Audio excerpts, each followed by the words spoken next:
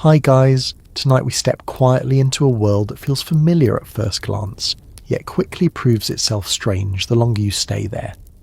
You wake before the sun fully commits to the sky, not because an alarm demands it, but because light itself presses gently through thin glass and unfinished shutters. The room is cool. The air smells faintly of wood smoke that never truly leaves the walls. Somewhere nearby a rooster clears his throat like an impatient neighbour. You lie still for a moment listening, realising that in 1776, America the day does not wait for you to be ready. You probably will not survive this. Not because of a dramatic battlefield or some heroic last stand, but because everyday life itself is quietly exhausting. Survival here is not about bravery. It is about endurance routine, and knowing how to do 100 small things correctly every single day without shortcuts. So before you get comfortable, take a moment to like the video and subscribe, but only if you genuinely enjoy what I do here. And while you're settling in, feel free to share where you are listening from and what time it is for you right now. Somewhere in the world, someone else is also waking up to this story. Now dim the lights, and let your attention drift back into the room where you wake. The bed beneath you is not really a bed in the modern sense. It is a wooden frame, sometimes just ropes, stretched tight topped with a mattress stuffed with straw, corn husks, or feathers if you're lucky. As you shift it rustles softly a dry whispering sound that reminds you the stuffing inside was once part of a field. Sheets, if you have them, are coarse linen. They hold the faint smell of soap sweat and seasons of use. Cleanliness here is relative. Nothing is truly fresh, only less dirty than yesterday. You're likely not alone. Many households sleep several people to a room, sometimes to a bed. Privacy is a luxury few can afford. Children, siblings, apprentices, or extended family might be breathing nearby, their sleep marked by quiet sighs and occasional murmurs. This closeness is normal. Personal space has not yet been invented as a concept anyone would recognise. As you sit up, the chill reminds you that fire is expensive in effort, not money.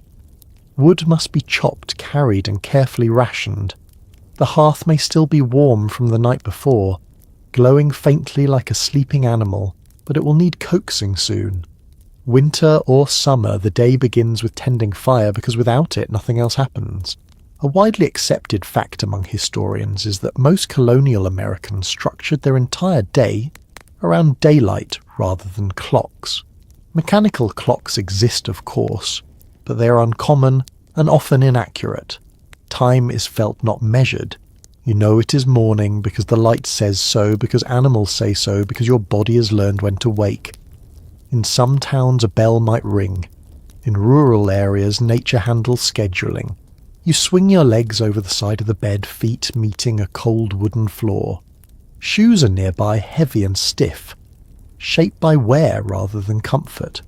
Going barefoot indoors is common, but outdoors protection matters. Splinters, mud, animal waste, and sharp stones wait patiently for exposed skin. As you stand, you become aware of the quiet weight of responsibility already pressing in. Food must be prepared. Animals must be checked. Water must be fetched. Children must be guided into usefulness as early as possible. No task is optional. Even wealthier households rely on constant labour, whether by family members, servants, or enslaved people. Here comes one of those strange little details that feels almost unbelievable now. In many homes, people deliberately wake earlier than necessary simply to sit quietly for a moment before the household stirs. Some letters and diaries hint at this private time as a rare mental refuge. Not meditation exactly, but a pause where thoughts can form without interruption. It is one of the few moments in the day that belongs entirely to you. Scholars continue to debate whether this early quiet was cherished in the same way across different classes, or if it was mostly a privilege of those whose labour allowed even a few spare minutes. What seems clear is that silence itself was valued differently. There is less noise overall, but far less control over when it arrives. You pull on your clothes slowly. There is no separate wardrobe for sleeping and waking. You may have slept in part of what you will wear today. Linen shirt first, cool against the skin. Wool layers follow if the weather demands it.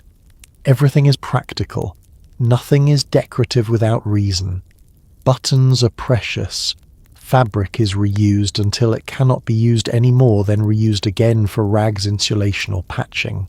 The smell of the room changes as movement stirs the air. Old smoke, damp wood and the faint sweetness of stored grain mingle together. This is the smell of home. It will follow you everywhere, embedded in your clothes and hair. Outside, the world is already waking. You hear footsteps on packed earth, the low voices of neighbours greeting one another, the creak of wagon wheels starting their slow groan. No one rushes, but no one lingers either. The pace is steady, shaped by necessity rather than ambition. Another well-established historical reality is that most people in 1776, America never imagined themselves as living through a famous moment.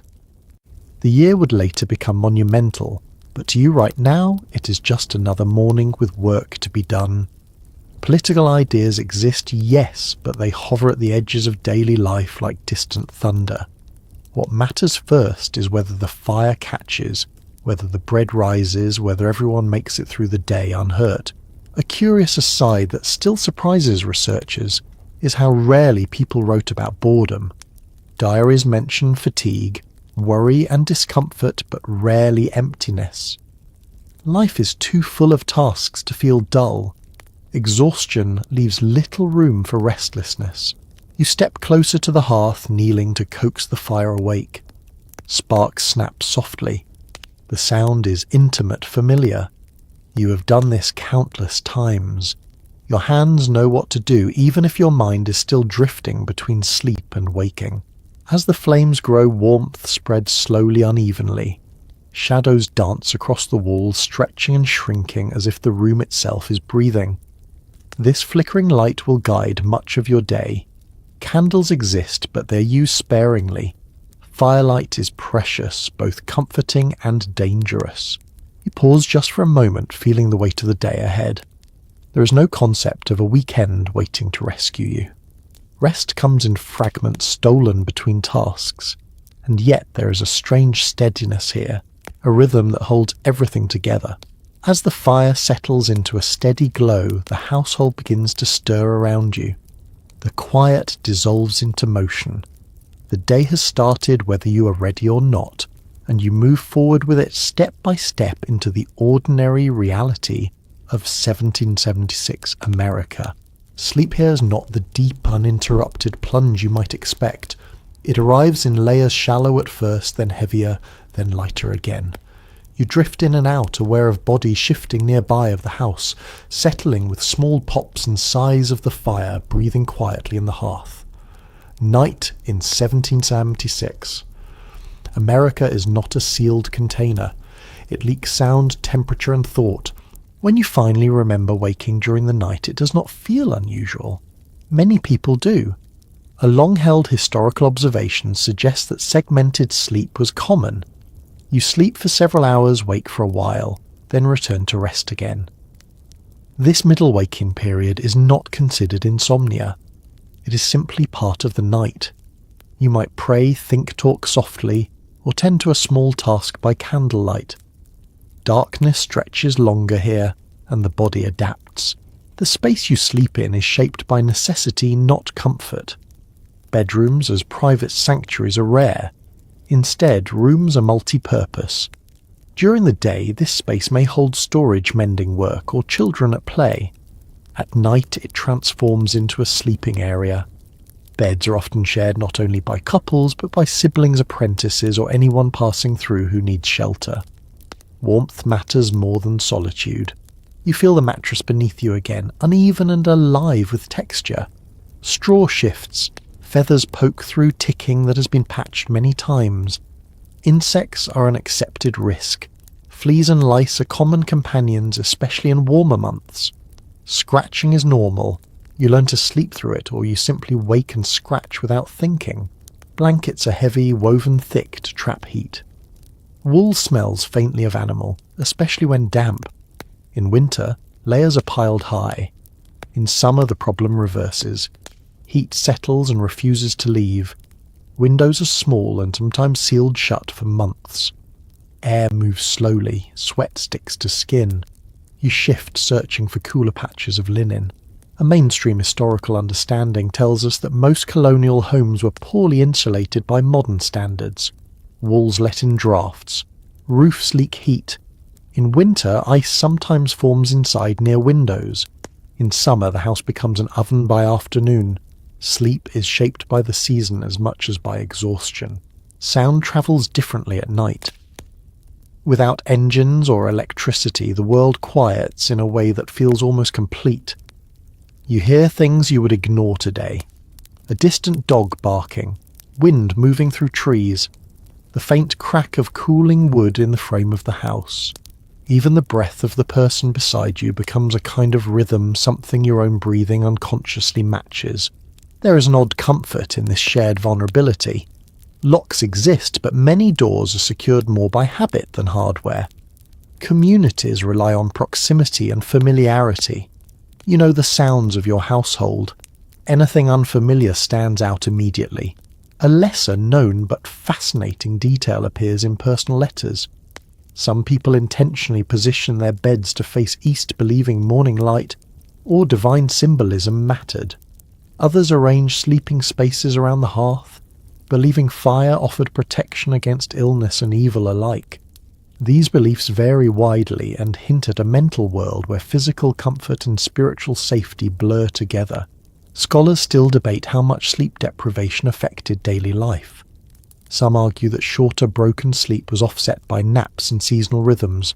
Others suggest that chronic fatigue was simply accepted as normal. What is clear is that the idea of waking fully refreshed is not part of the expectation. You wake because you must not, because you're done resting. Nighttime also brings vulnerability. Fire is both ally and threat. Many families bank the fire, carefully covering embers with ash to preserve heat without risking sparks.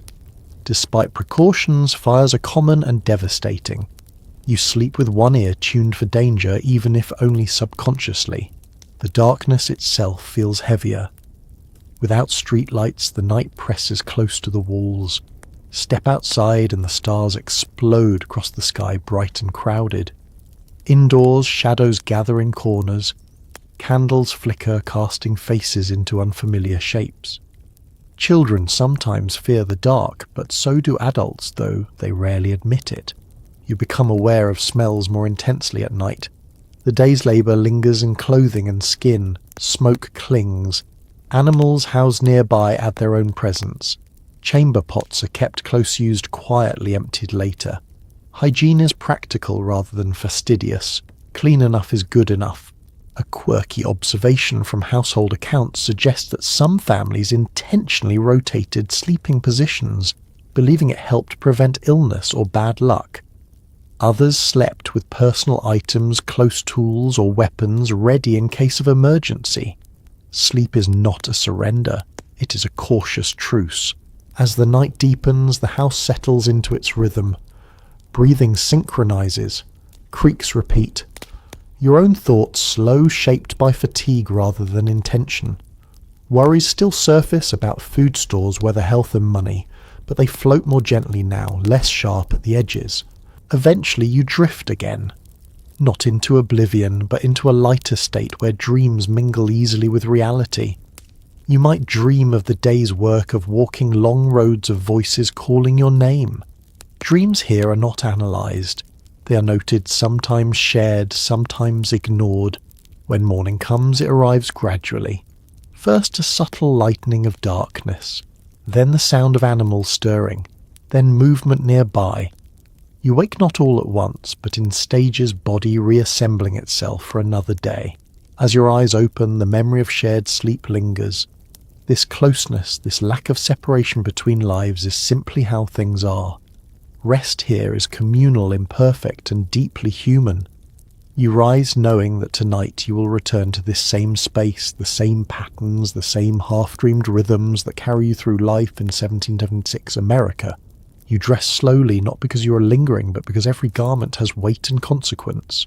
Clothes into 1776. America are not expressions of personality. They are tools. They protect you from weather, from injury, from judgment. As fabric settles against your skin, you feel immediately whether the day will be comfortable or punishing.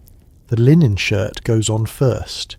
It is thin but sturdy, woven tightly enough to last years.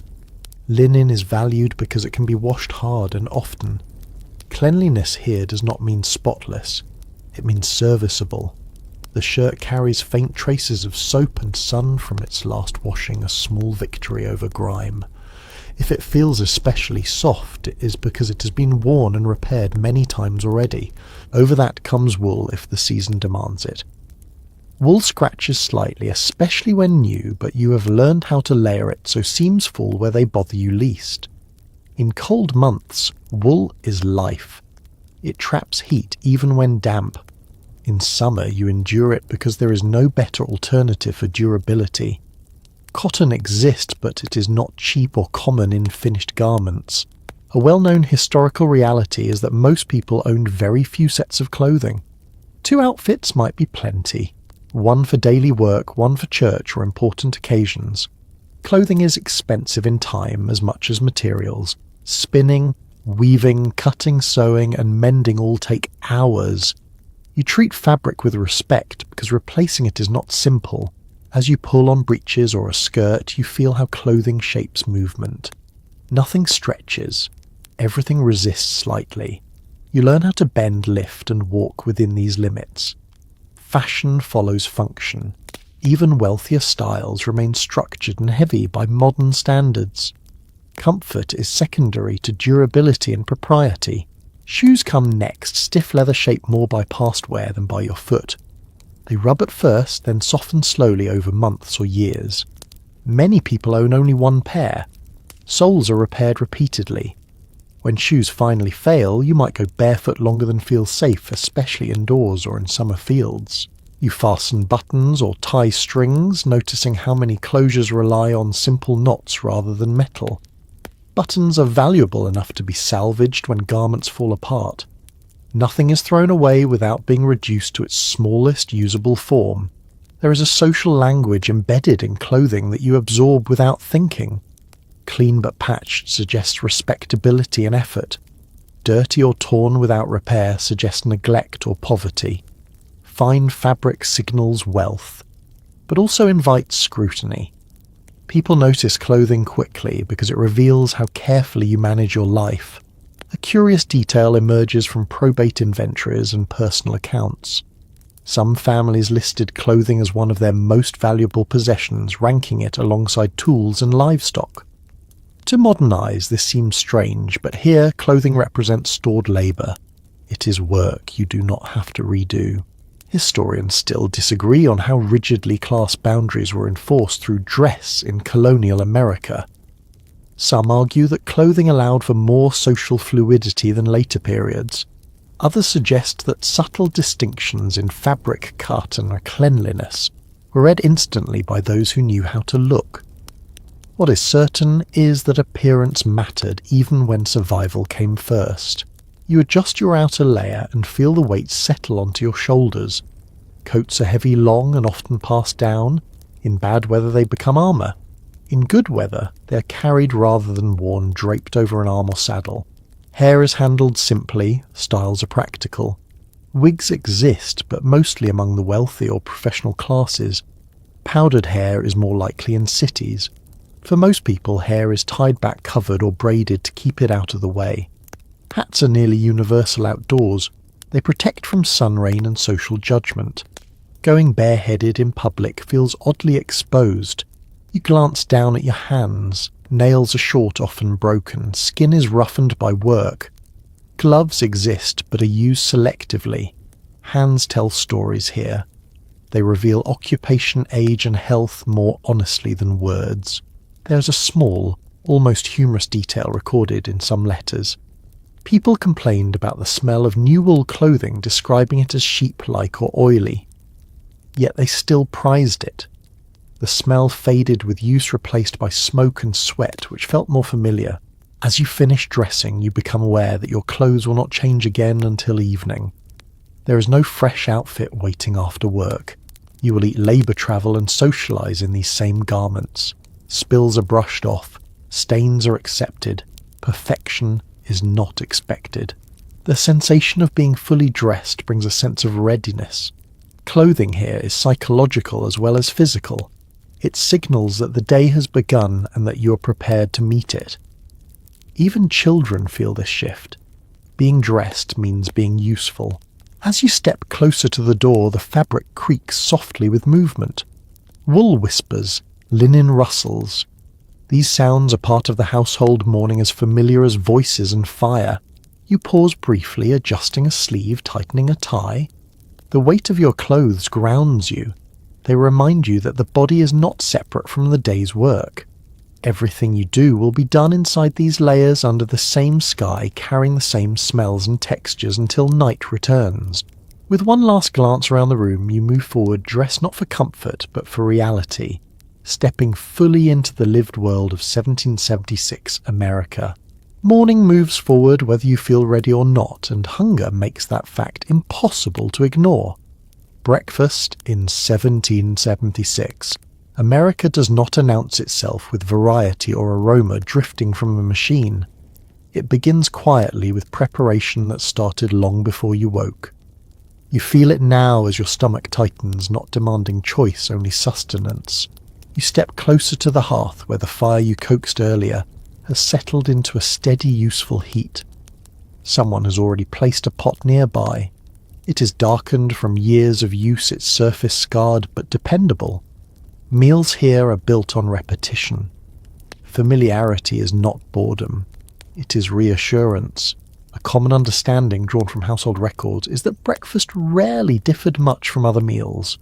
There is no special category for morning food. You eat what is available, what keeps and what fills you enough to work. Cornmeal is everywhere. It becomes porridge mush or bread depending on time and tools.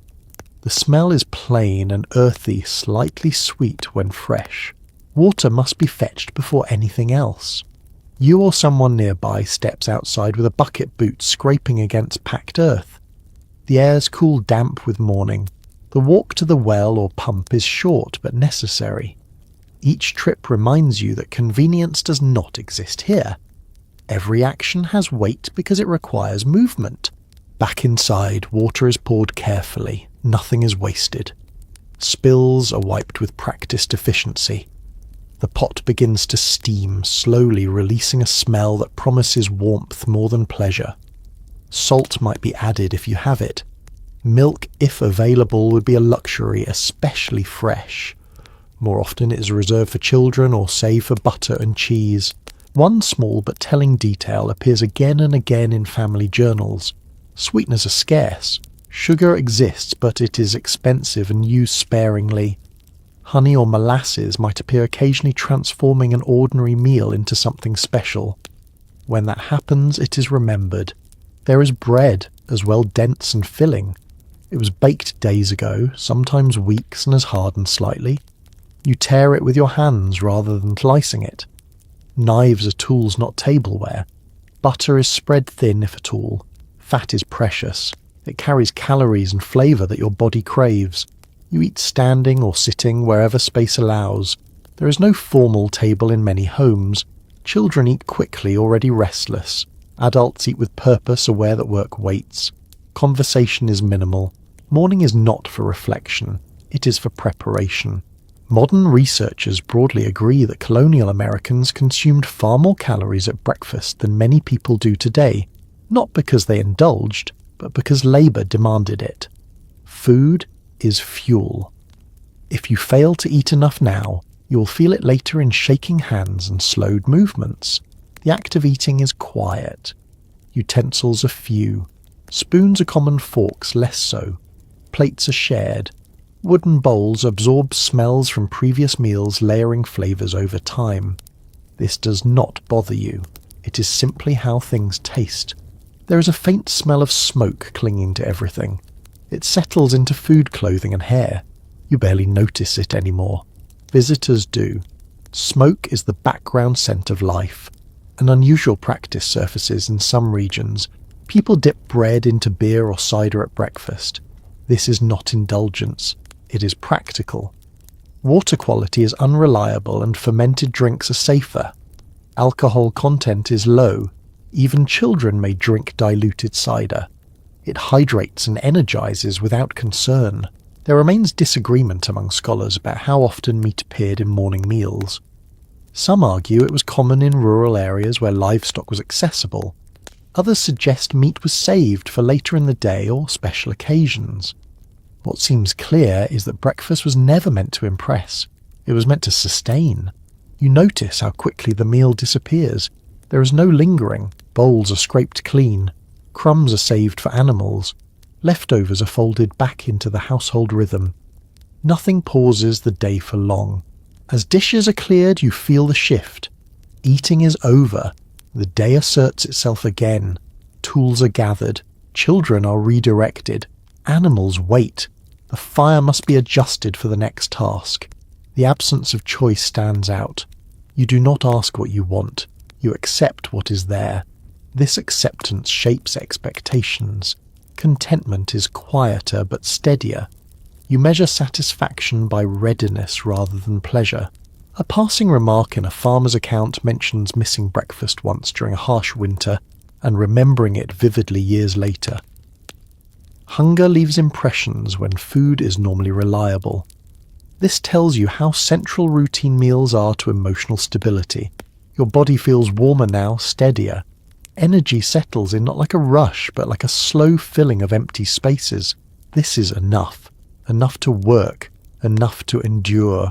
As you step away from the hearth, the smell of cornmeal lingers faintly in the air. It will fade, replaced by other scents as the day unfolds. But for now, breakfast has done its job. You are fed, not spoiled, and ready to move forward into the long hours ahead, carrying the quiet strength that comes from knowing how to begin a day in 1776 America. You step outside and the day meets you with sound before anything else.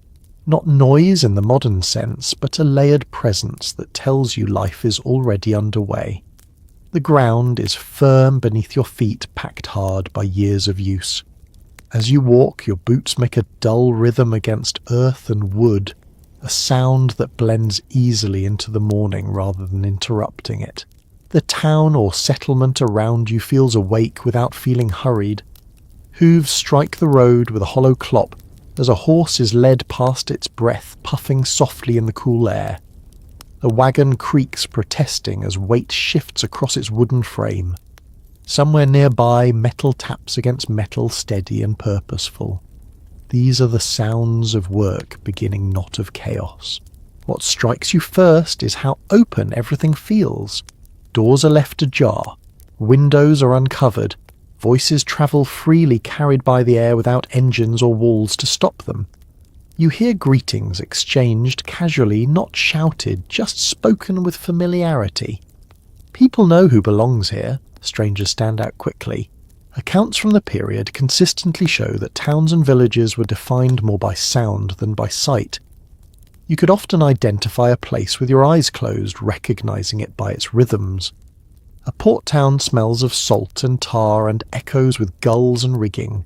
A farming village hums with animals, tools and human voices layered together. You walk a little farther and the smellscape shifts. Wood smoke thins as you move away from homes. Earth takes over, damp and mineral. Manure is present, not hidden or apologized for. Animals share this space openly. Chickens scatter at your approach, feathers ruffling. A pig grunts, unimpressed by your presence. People move with intention. No one wanders aimlessly for long. Even children carry objects, fetch items, or trail behind adults, absorbing the pattern of usefulness. Leisure exists, but it is tucked between obligations, not separate from them. There is a subtle social choreography unfolding. Men pause to exchange a few words, often about weather or work. Women communicate while moving, passing information as they carry baskets or tend to tasks. News travels like this, woven into daily motion rather than announced. One detail that often surprises modern readers appears in town descriptions. Bells are used sparingly. Church bells mark important moments, but everyday timekeeping relies on habit. Too much noise is unnecessary. Silence when it happens feels meaningful. There is still disagreement among historians about how loud colonial towns truly were compared to modern cities. Some argue that without machinery, overall volume was lower. Others point out that animals, people, and constant manual labour created a steady backdrop of sound that never truly stopped. What is clear is that sound carried differently, travelling farther and feeling more personal. You notice how quickly you can identify individuals by sound alone. Footsteps vary. Tools strike with recognisable patterns. Voices are familiar. This closeness reinforces accountability. It is hard to disappear in a place where everyone knows how you move. An almost throwaway comment in one traveller's journal mentions feeling unsettled by the quiet at night after leaving a busy settlement. The absence of sound made it difficult to sleep. Noise here is not disturbance, it is reassurance. As you pass by workshops, the sounds sharpen slightly. A hammer rings against metal clean and bright. A saw bites into wood with a steady rasp. These sounds are honest. They announce creation rather than consumption. You can tell what is being made by listening. Smells layer themselves onto the air. Tanned leather brings a sharp, oily note. Fresh cut wood smells sweet and green. Bread baking somewhere down the street adds warmth to the mix. You inhale without thinking, your body cataloguing these signals as familiar markers of safety. The road itself tells stories. Grooves carved by wagon wheels guide your steps. Mud dries unevenly, recording yesterday's weather. You read the ground unconsciously, knowing where to step and where to avoid. Shoes are precious. A twisted ankle could undo weeks of labour. People acknowledge one another with nods or brief words. Politeness is efficient. There is no small talk for its own sake, but there is recognition. Belonging here is quiet and constant. A curious practice noted in some communities involved designated town criers, but they were not universal. In many places, important announcements were spread informally repeated from mouth to mouth until everyone knew. Accuracy depended on trust rather than authority. You pause for a moment, letting the soundscape wash over you. There is no single dominant noise. Instead, everything exists in balance. Movement, breath, tool, animal, and voice blend into a living pattern that feels steady and predictable. As you continue walking, you realize that these sounds will follow you all day. They will change in pitch and pace as tasks shift, but they will not disappear. Even solitude here carries echoes of others nearby. By the time you turn toward your next responsibility, the town has fully claimed you. You're no longer just moving through space. You are participating in it. Each step adds to the rhythm, each sound confirming that you belong to this ordinary, hard-working world of 1776 America. Work begins without ceremony. There is no bell, no announcement that separates life from labour, because the two have never truly been divided. You step into your task as naturally as breathing, guided by habit rather than instruction. Whatever your place in this world, work defines how the day unfolds and how you are seen by others. If you are a farmer, your attention turns immediately to land and animals. Fields wait patiently, but they do not forgive delay. You feel soil between your fingers, judging moisture and texture with an instinct built over years. Tools lean nearby, worn smooth where hands have gripped them thousands of times. Each one has a specific purpose, and using the wrong tool wastes energy you cannot spare. If you live in town, your labour might take a different shape. You could be apprenticed to a trade, learning through repetition rather than explanation. A blacksmith shop greets you with heat and ringing sound. A cooper's yard smells of wood and sap. Shops open early because daylight is the most reliable resource you have. When the sun is gone, work becomes slower and riskier. One broadly accepted conclusion drawn from economic records is that most people in 1776, America worked far more hours than a modern schedule would allow. The concept of an 8-hour workday does not exist. Instead, labour expands or contracts with the season. Summer days stretch long and demanding. Winter shortens tasks but adds new challenges. You notice how quickly your body settles into motion. Muscles warm, breath finds a rhythm. Pain exists, but it is familiar. It does not surprise you. Everyone carries small injuries, sore joints, and old strains. You work around them instinctively, adjusting posture without conscious thought. There is a sharp distinction between types of labour, but little illusion about their value. Skilled trades earn respect, but physical work earns survival. If you fail to contribute, you feel it immediately in how others respond. Usefulness is social currency. Enslaved people experience this reality in its harshest form. Their work begins early and ends late, controlled by others and enforced by threat. For them, labour is not just necessity, but domination. You see it in how they move quickly, efficiently, often silently. Their skills are real even when denied recognition. Children work alongside adults. Small hands fetch water, gather fuel, scare birds from crops, or mind younger siblings. Learning happens through doing. Mistakes are corrected quickly, sometimes gently, sometimes not. Childhood here is not protected space. It is preparation. An interesting observation from household accounts reveals that people often measured time by tasks rather than hours. You know it is mid-morning because certain chores are finished. Noon arrives when the sun reaches a familiar angle, and stomachs signal the need for another meal. Time is embodied.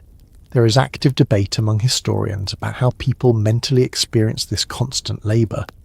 Some argue it created a sense of stability and purpose. Others suggest it limited imagination and personal freedom. The truth likely varies by individuals, shaped by temperament and circumstance. You pause briefly to wipe sweat from your brow. Cloth darkens where moisture gathers. The smell of your own effort rises sharp but honest. No one remarks on it. Everyone smells like work. Cleanliness is judged at day's end, not in the middle of labour. Tools are shared, borrowed, repaired. A broken handle is fixed rather than replaced. You take care of what you own because loss is expensive. There is pride in maintaining equipment and keeping things functional beyond their expected life. A lesser-known detail appears in some workshop rules.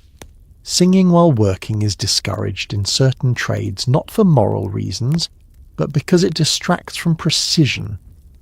In others, rhythmic sound is encouraged to keep pace. Work shapes culture in small, specific ways.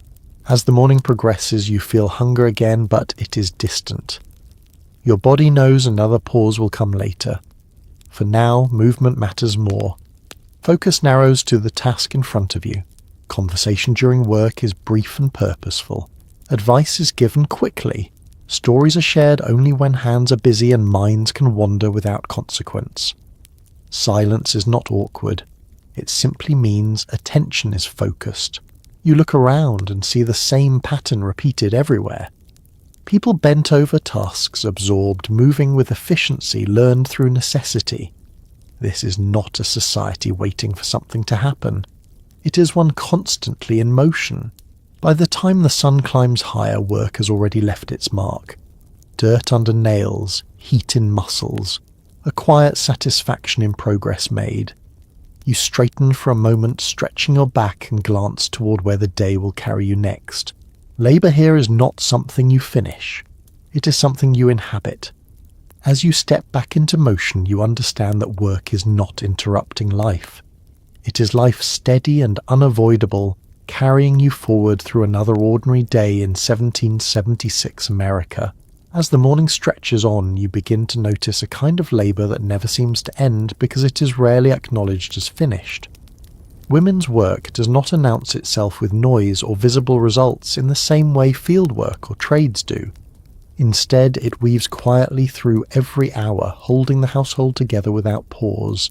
You watch as tasks overlap and repeat. Food preparation continues long after breakfast, with dough mixed for later meals and ingredients preserved for weeks ahead.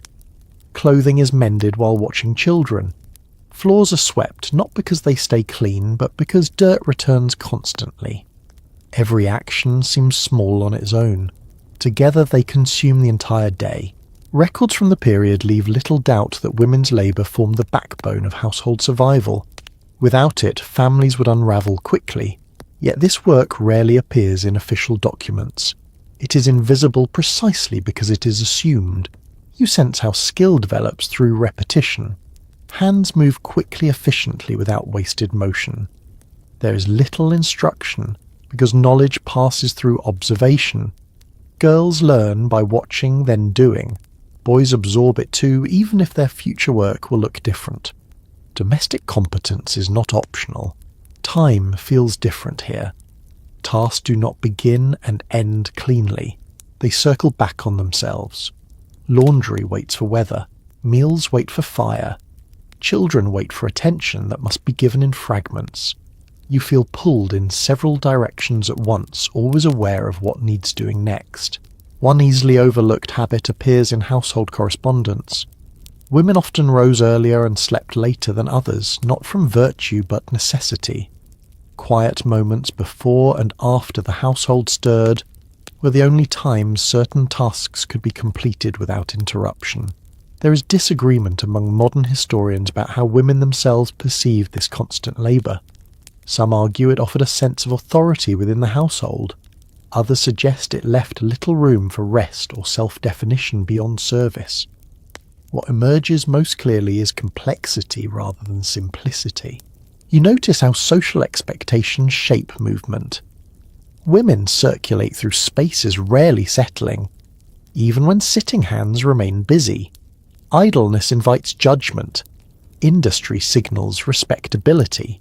Tools of this labour are humble, needles worn smooth, pots darkened by use, brooms made from bundled twigs. These objects rarely survive long enough to be preserved, yet they shape daily experience more than anything displayed in museums. A small but telling behaviour shows up in account books. Women tracked household resources with precision, noting how much flour remained, how long soap lasted when fabric needed replacing. This quiet management often determined whether families weathered shortages or fell into debt. You feel the emotional weight of responsibility layered on top of physical work, caring for the sick, calming the frightened, mediating disputes. These tasks leave no visible product, yet they drain energy all the same. There is also creativity here, though it hides in practicality. Recipes vary by region and season. Clothing styles adapt to available materials. Songs are sung softly during work, not for performance, but to mark time and ease effort. The boundary between paid and unpaid labour blurs. Some women take in washing or sewing, for others folding commerce into domestic routine. Money earned this way is modest but crucial. It fills gaps that formal wages cannot. As midday approaches, you sense no clear transition. The work simply shifts shape. A pot is moved. A child is redirected. Fabric is folded. Everything continues. You realise that women's labour is not separate from the world you've been moving through. It supports it, cushions it, and makes it possible. Without these constant, unremarked actions, nothing else functions. As you move on, carrying this awareness with you, the day feels fuller, heavier, and more interconnected. The quiet endurance you have witnessed becomes part of the rhythm of 1776, America steady and unbroken. Children are everywhere, moving through the day like smaller shadows of the adults around them. You notice them not because they are loud, but because they are always in motion. Childhood in 1776. America is not a protected stage set apart from responsibility. It is a gradual entry into usefulness, measured not by age but by ability. You see a young child carrying a small bucket, water sloshing carefully inside. Another gathers kindling, selecting pieces light enough to lift but dry enough to burn. These tasks are not assigned ceremoniously. They are learned through watching, then doing, then being corrected. Instruction is brief. Expectation is constant. Surviving family records make it clear that children were expected to contribute meaningfully as soon as they were able. By the age of 5 or 6, most are already helping in small but regular ways. By 10 or 12, many are working hours that would feel demanding even to adults today. Play exists, but it fits around work rather than replacing it. You notice games unfolding in stolen moments. A stick becomes a toy sword. A hoop is rolled along the road with focused delight. Laughter erupts briefly, then fades as someone calls a name or points toward a waiting task. Joy is quick, bright, and unplanned. Education happens unevenly. In some towns, schools operate for a part of the year, often only when agricultural demands lessen. Reading is valued especially for religious reasons, but writing and arithmetic are less universal. Learning often takes place at home, guided by whoever has time and knowledge to spare. There is ongoing disagreement among scholars about how widespread formal schooling truly was in rural areas. Some evidence suggests attendance was sporadic and inconsistent. Other sources imply a stronger culture of informal literacy than previously assumed. What remains certain is that education bends around labour, not the other way around. You watch children absorb adult conversation without comment. They hear discussions of money, illness, weather, and conflict.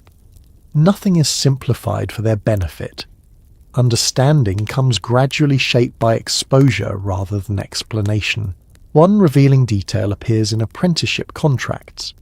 Children as young as 7 were sometimes legally bound to masters learning trades in exchange for food, shelter, and training. Families often saw this not as loss, but as opportunity. Survival depended on placing children where they could eventually support themselves. Clothing marks this transition clearly. Young children wear loose, simple garments that allow growth. As they age, clothing becomes more structured, signalling readiness for responsibility.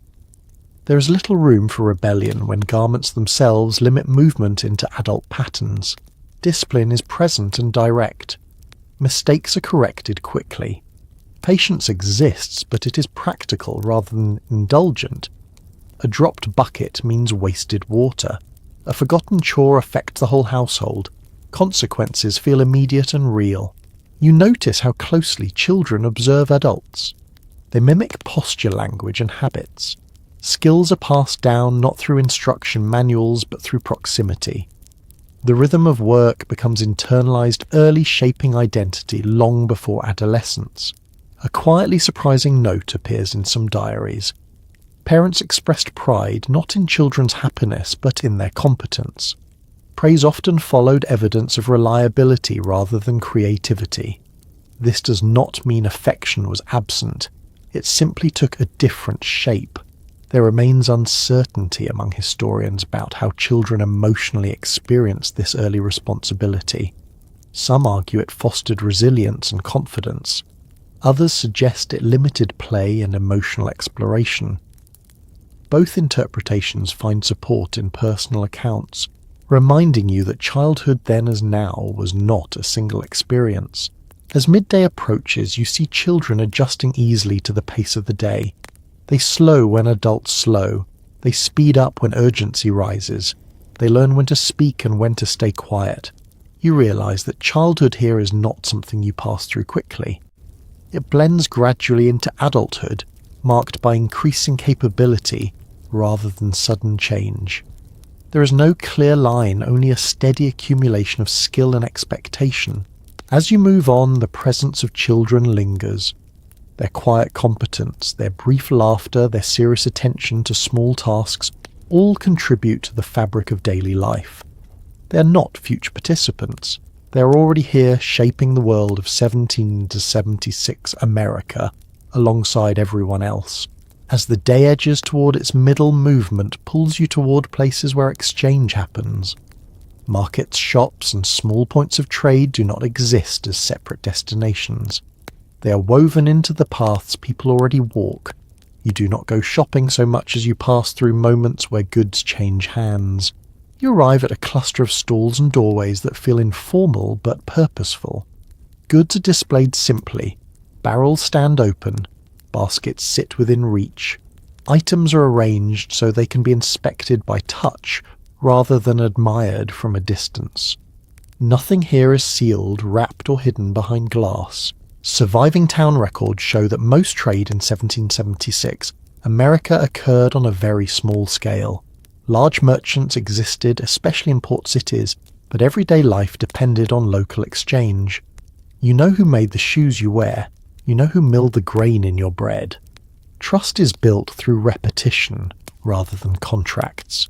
You pause near a stall where dried goods are measured out carefully. Scales are used, but often the seller's eye does the work. Reputation matters. Shorting a neighbour risks more than one bad transaction. It risks social standing. Money appears, but not as often as you might expect. Coins pass from hand to hand, worn smooth, their markings sometimes barely visible. Spanish silver circulates freely alongside British currency. Value is understood more by weight than by face. Still, many exchanges do not involve money at all. One quietly consistent detail in account books is the reliance on barter and credit.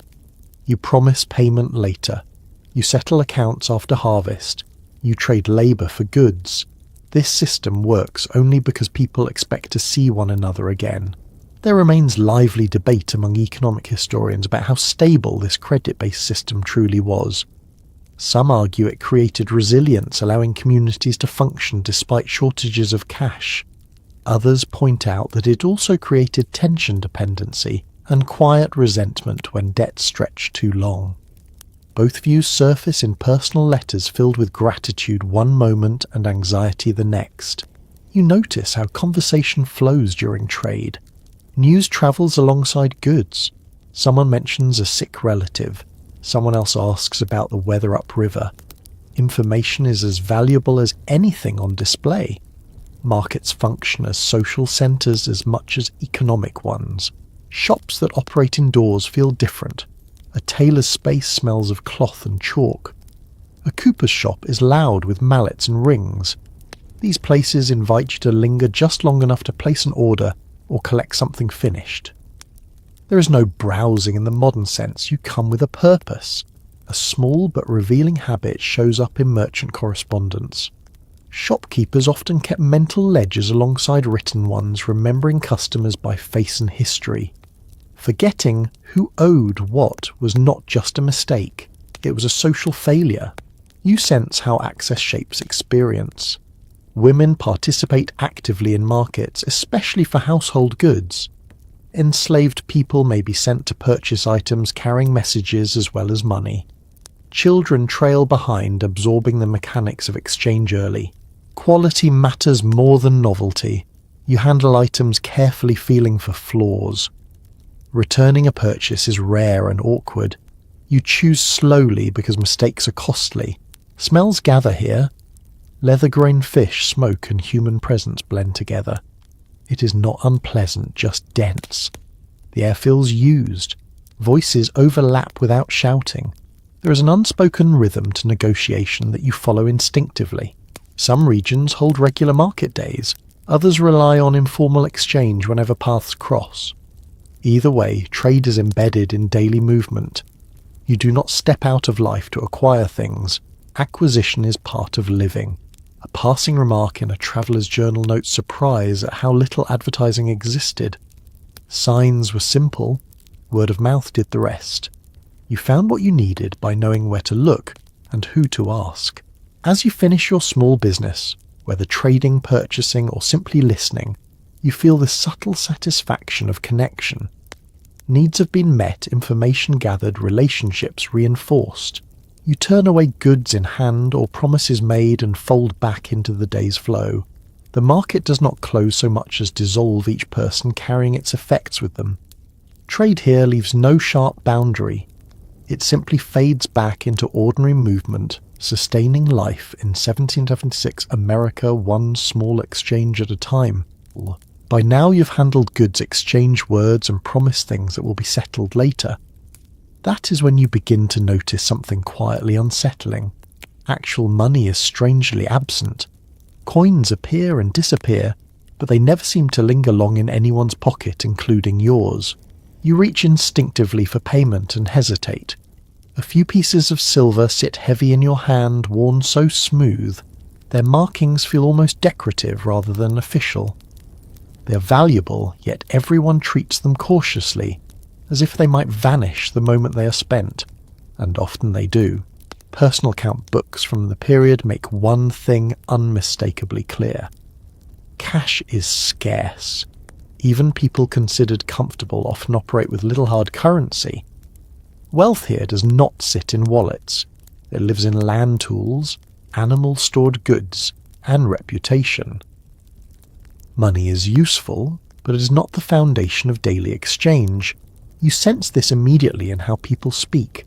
Instead of prices, you hear terms like "owed due settled after harvest" or "put it on account." These phrases flow easily without embarrassment. Credit is not failure, it is infrastructure. You promise to pay later, and the promise is accepted not because of a signature, but because you are known. Your character functions as collateral. This makes honesty more than a virtue. It makes it necessary. Coins themselves come from many places. British pounds circulate, but so do Spanish dollars, Dutch coins, and local issues of varying quality. Value is judged by weight and metal content rather than by face. You learn quickly which pieces are trusted and which raise suspicion. One small but revealing detail appears in merchant correspondence. Shopkeepers sometimes bit coins lightly to test softness, a quick check for debased metal. It's not theatrical, it is practical. Trust is layered, not blind. You notice how people delay spending cash whenever possible. Coins are saved for taxes, large purchases, or emergencies. Everyday needs are handled through trade or credit. This creates a web of obligations that binds the community together, sometimes uncomfortably. Modern economic historians do not fully agree on whether this system made people more secure or more anxious.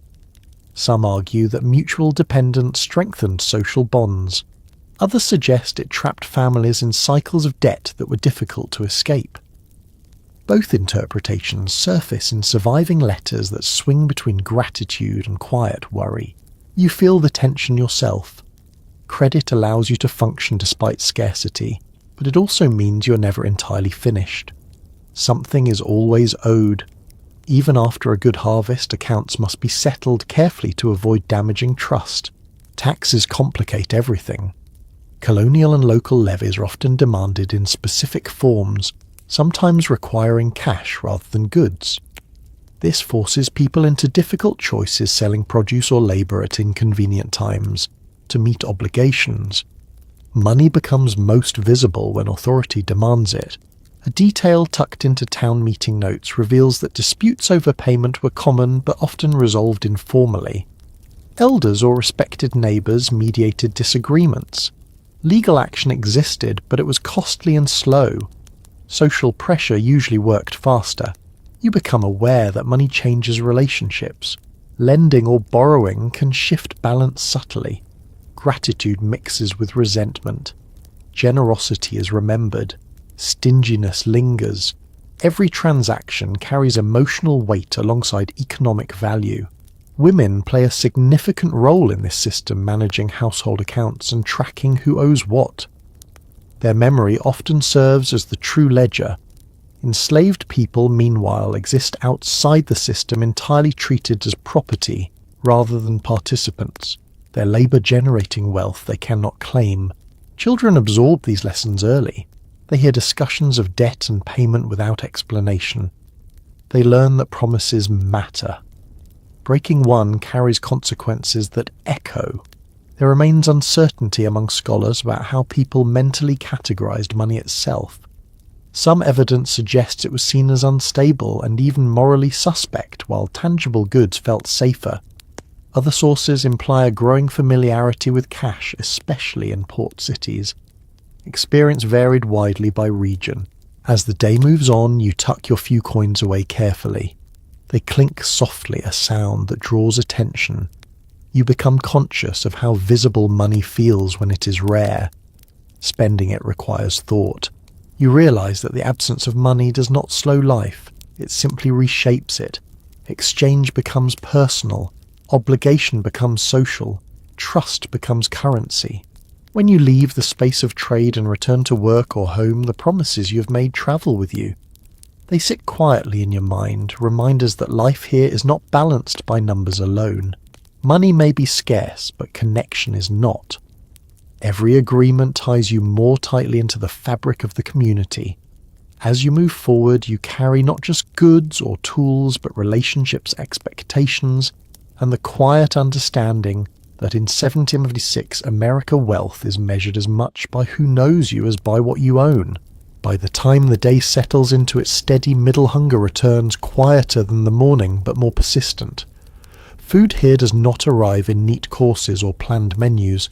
It emerges from what has already been prepared, preserved, or held back with intention. You eat what the season allows and what foresight has made possible. Meals beyond breakfast rely heavily on planning done weeks or months earlier. Meat, when available, is salted, smoked, or dried. Vegetables appear fresh only briefly, then return in altered forms. Beans harden and are soaked patiently. Apples become slices, cider, or vinegar. Nothing is accidental. Every bite represents earlier labour. From kitchen records and farm journals, a clear pattern emerges. Diets are repetitive by design. Familiar food reduces waste and uncertainty. Variety exists, but it follows the calendar, not desire. You know when something will appear again, and that knowledge itself is comforting. You sit or stand where space allows eating when the work briefly pauses. This meal might be eaten outdoors, leaning against a fence, or stump food balanced in one hand. Plates are optional. Bread often serves as its own container. Grease soaks in, adding flavour and calories. You taste salt immediately. It is present in nearly everything, not as seasoning but preservation. Salted pork, salted fish, salted butter. Your body craves it after sweating through labour. Thirst follows quickly and you drink what is safe. Cider, small beer, or watered-down ale appear again. Water is used cautiously unless its source is trusted.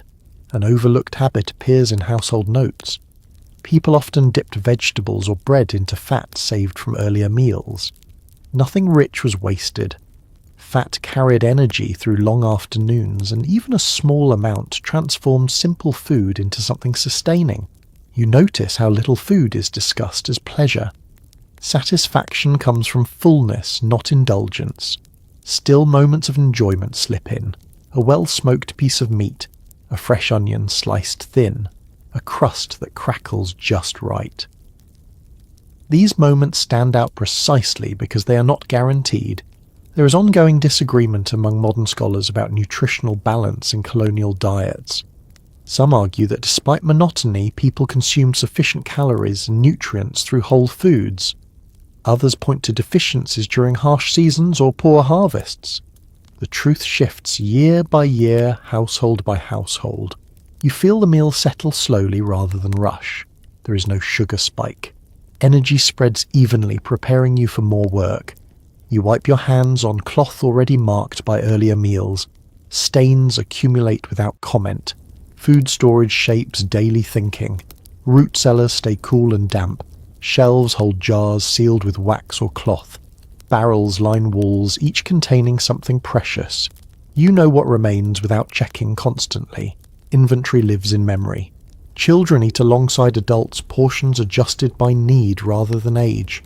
No one is urged to clear a plate. Waste is discouraged quietly. Hunger later is a better teacher than scolding. A detail preserved in a traveller's account mentions surprise at how rarely people snacked between meals. Eating is purposeful, not constant. Food is paused, not grazed. As the meal ends, remnants are gathered immediately. Bones saved for broth. Crumbs for animals. Liquid poured carefully back into storage. Nothing lingers on the table. The act of eating folds seamlessly back into labour.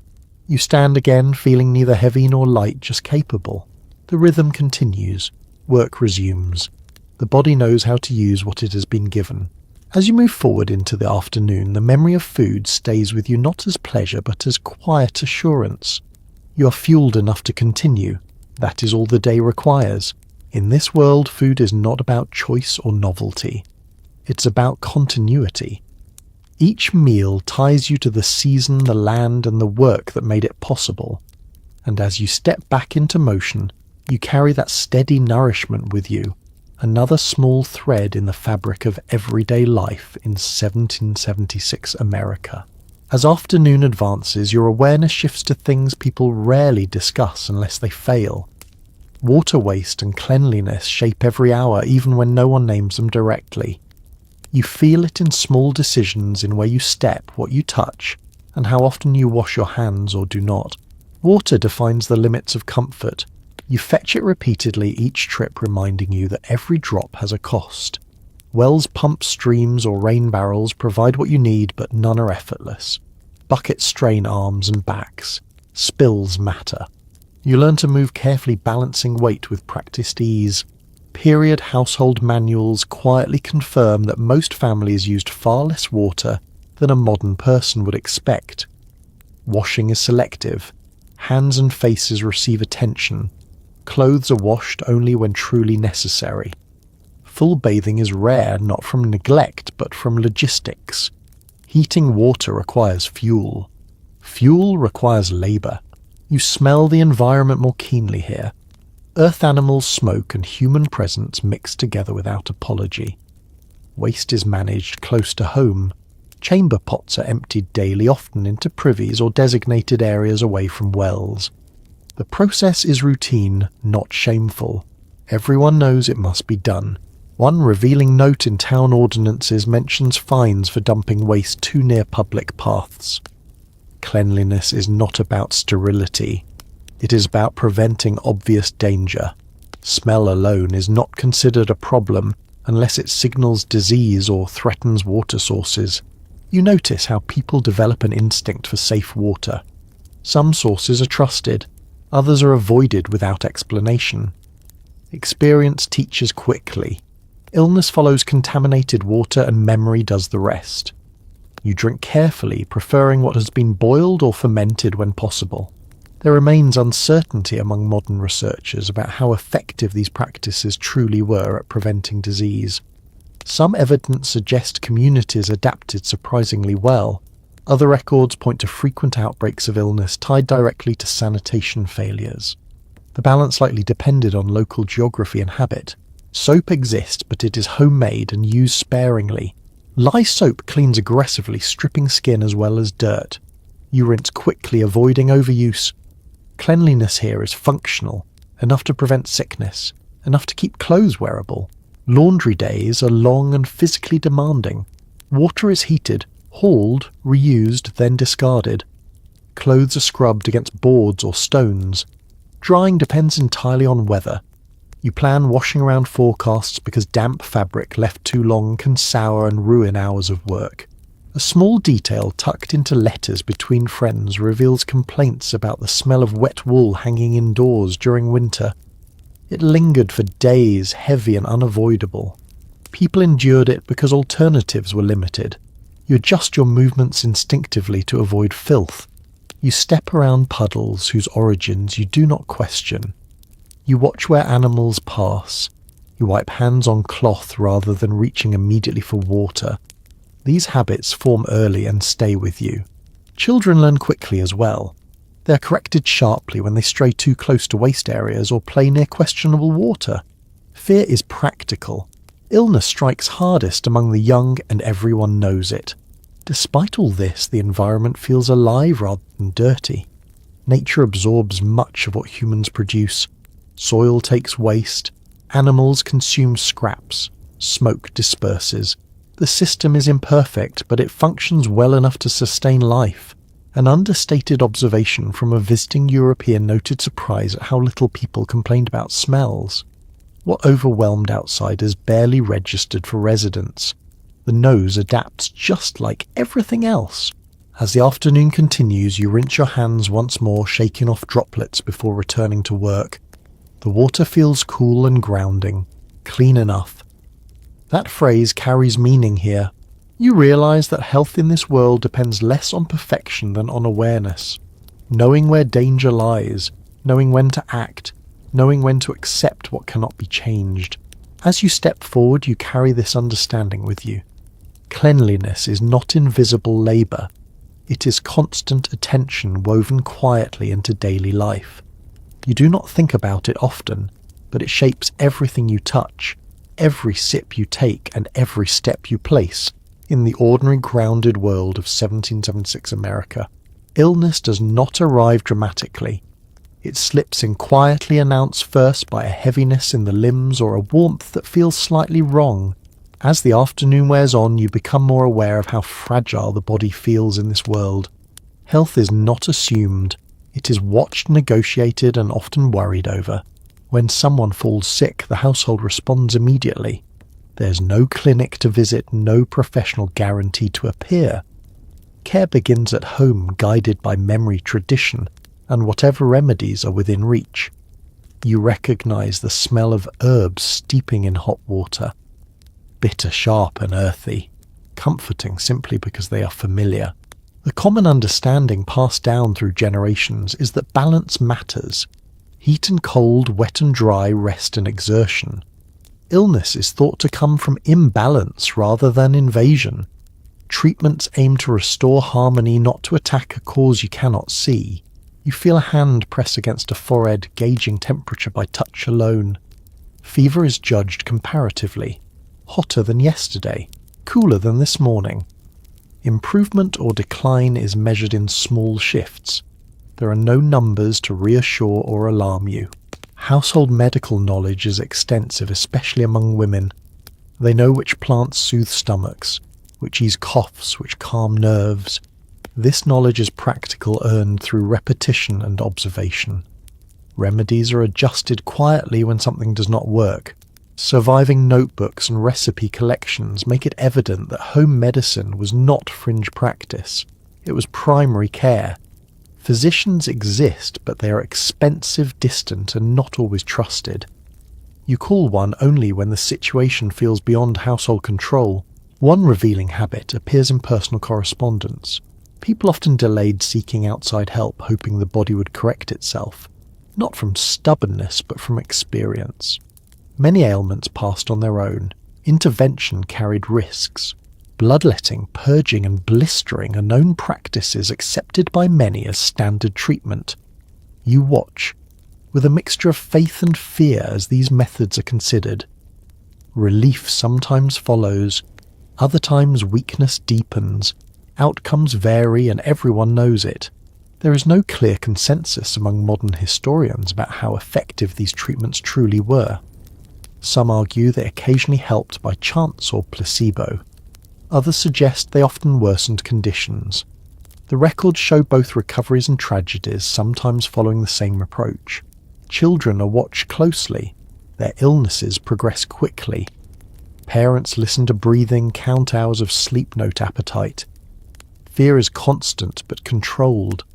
Panic serves no purpose. Death is never far from thought, even when health is good. It lingers as possibility shaping caution. You avoid cold drafts. You rest when you can. You eat when food is offered. These habits are not indulgence. They are survival strategies. An understated detail appears in a minister's journal.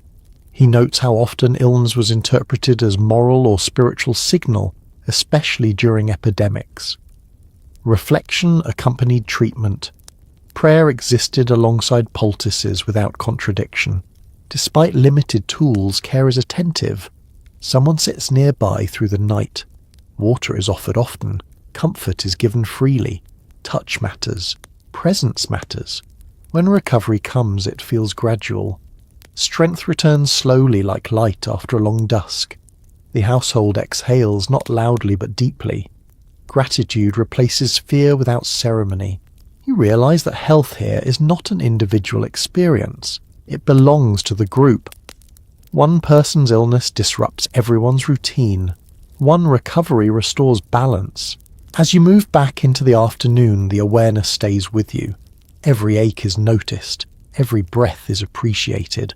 Wellness feels temporary, not guaranteed. In this world, medicine is woven into daily life, shaped by hope, habit, and shared knowledge. You carry that understanding forward, knowing that staying well in 1776, America depends as much on care and caution as on luck, and that every ordinary day lived without illness is quietly celebrated. As the afternoon light begins to soften your steps, carry you toward a space that feels quieter without being empty. Faith here is not something reserved for a single hour or a single building.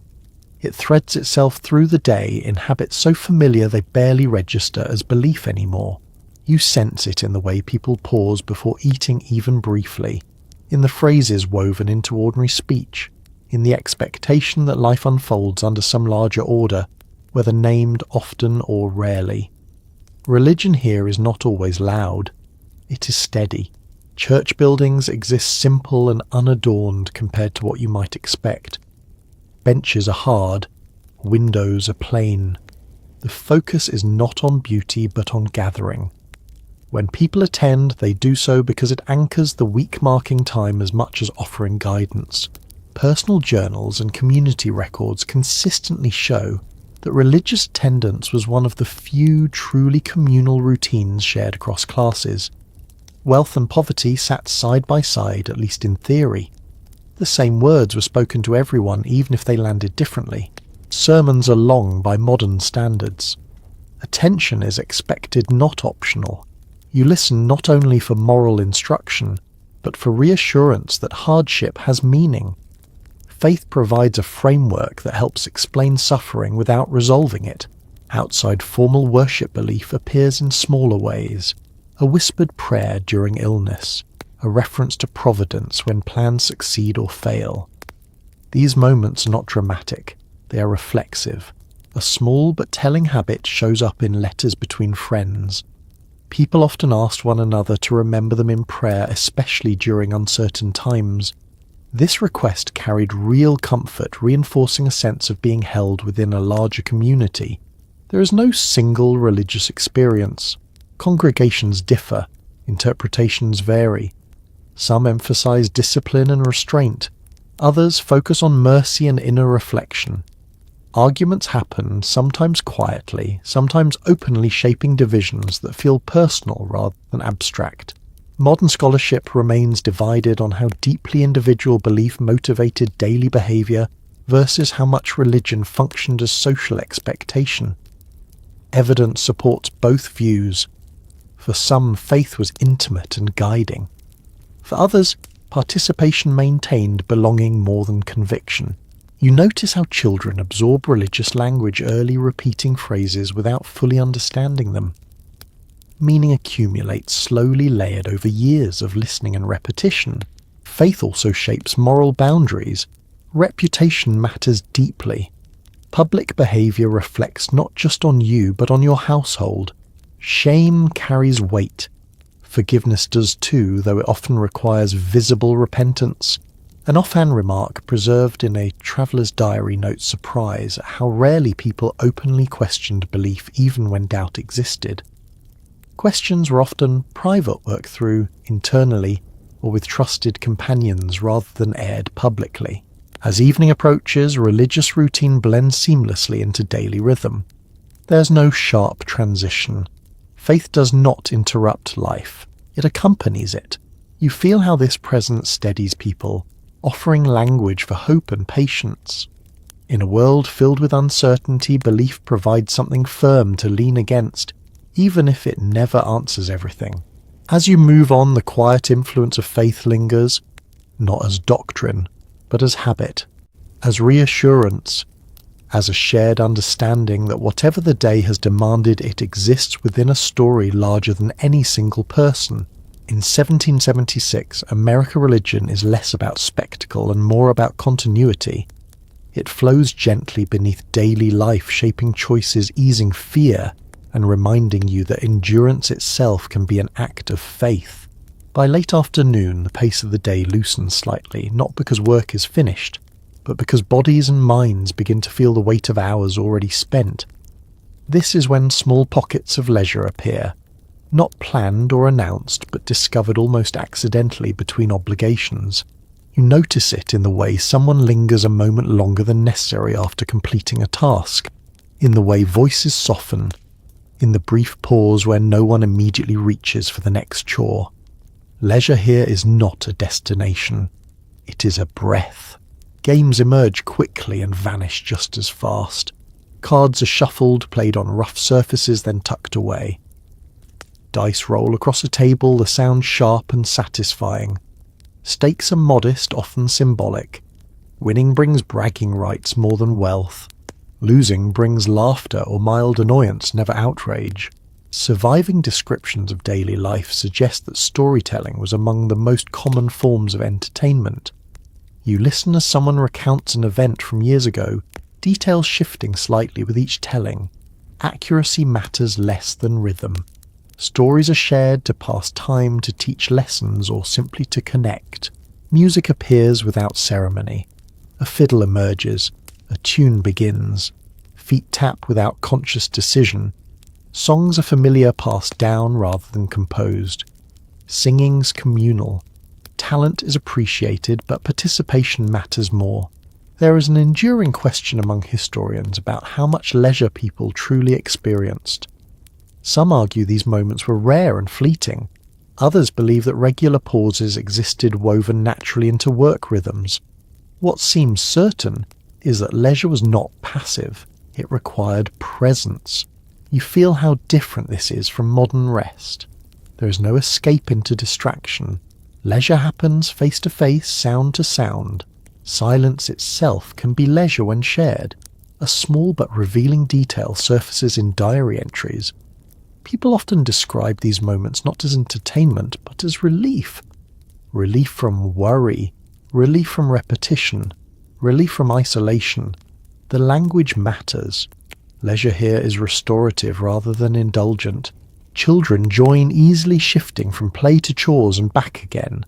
Adults watch, sometimes smiling, sometimes offering correction, even in moments of rest. Teaching never fully stops. Religious restrictions shape leisure subtly. Certain games or activities are discouraged on specific days. This does not eliminate pleasure, it redirects it. Walking conversation and quiet reflection become acceptable alternatives. You notice how weather influences everything. A clear evening invites gathering outdoors. A cold or wet one drives people closer together indoors. Space determines activity. Narrow rooms encourage conversation. Open yards invite movement. An offhand comment preserved in a letter mentions missing these small moments while travelling. Work could be found anywhere. Familiar leisure could not. This reveals how tied enjoyment was to community rather than activity. As dusk approaches, leisure fades without resistance. No one clings to it. There is understanding that rest has limits. Evening brings its own demands. You stand and stretch, feeling muscles loosen slightly.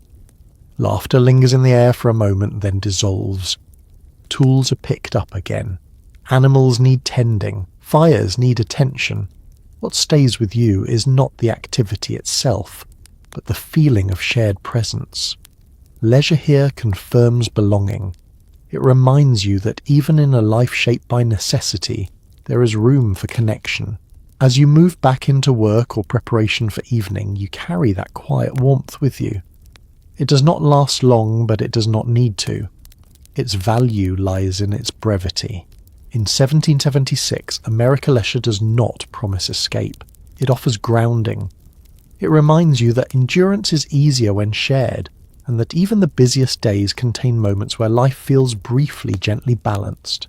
As afternoon gives way to early evening, you begin to sense a subtle shift in how people carry themselves. Voices lower slightly, movements slow. Attention turns outward, not toward tools or tasks, but toward information. This is the hour when news drifts in, rarely announced, often overheard. There is no headline waiting for you. News arrives by foot, by horse, by letter, passed from hand to hand. You hear it first as rumour. Someone mentions a price change upriver. Someone else repeats a story heard from a traveller 2 days ago. Accuracy is uncertain, but relevance is immediate. You listen carefully, weighing tone as much as content. What everyday correspondence consistently shows is that most people relied almost entirely on spoken networks for information. Newspapers exist, but they circulate slowly and unevenly. Many households never see one at all. Even when papers are available, they're often read aloud, shared, discussed and argued over collectively. You watch how people assess what they hear. Who said it matters? Where it came from matters. News from a trusted neighbour carries more weight than news from a stranger passing through. Credibility is personal, built over time. Letters are prized objects. When one arrives, it is handled with care. The paper itself feels valuable. Ink has bled slightly. Words are compact, written to conserve space. You notice how a letter gathers people around it, how listening becomes a shared act. An easily missed habit appears in family accounts. Letters are often reread months or years later, not for updates, but for connection. News ages quickly. Relationship does not. You sense how geography shapes awareness. People know a great deal about what happens nearby and very little about distant events, unless those events affect trade safety or family. Distance is measured not in miles, but in effort. A place 3 days away feels far. A place 3 weeks away feels almost unreal. There is no single moment when political ideas interrupt daily life. They seep in gradually. A comment made while resting, a remark repeated during supper. Opinions form slowly, shaped by trust and repetition, rather than sudden revelation. The historical record leaves room for competing conclusions about how informed the average person truly was. Some evidence suggests a surprisingly high level of engagement with current events. Other sources imply that news was filtered heavily through local concerns, leaving broader issues vague. Both realities likely existed side by side. You notice how emotion colours information. Fear sharpens attention. Hope spreads quickly. Bad news is sometimes softened in retelling, not from dishonesty, but from kindness. People protect one another from worry when they can. A small human moment preserved in a traveller's journal mentions hearing the same story told 3 times in one day, each version slightly altered. This is not error, it is adaptation. Stories shift to fit the listener. Children listen too often, pretending not to. They absorb fragments, piecing together meaning later. Adults do not shield them completely. Life does not pause for innocence. As evening approaches, news slows. Those who are travelling push on or settle in for the night. Conversations turn inward again. What has been learned is carried home, discussed quietly, sometimes argued over, sometimes set aside. You realise that information here is not consumed, it is digested. It becomes part of the social fabric, influencing decisions slowly, rather than provoking immediate reaction. As you step away from the gathering voices and return toward home or hearth, the echoes of what you have heard follow you, not as certainty, but as possibility. In 1776, American knowledge moves at walking speed. It arrives shaped by people, place and purpose. You carry it with you, carefully aware that tomorrow it may change again just as quietly as it arrived. As the light tilts lower and stretches shadows across the ground, politics begin to surface in a way that feels almost accidental. No one gathers formally to debate ideas. Instead, opinions slip into conversation, while hands are busy and attention is divided. You hear them as background noise rather than declarations. Someone mentions a new regulation not by name but by effect. A tax that makes a tool harder to replace. A rule that complicates trade. These ideas are discussed practically, not philosophically.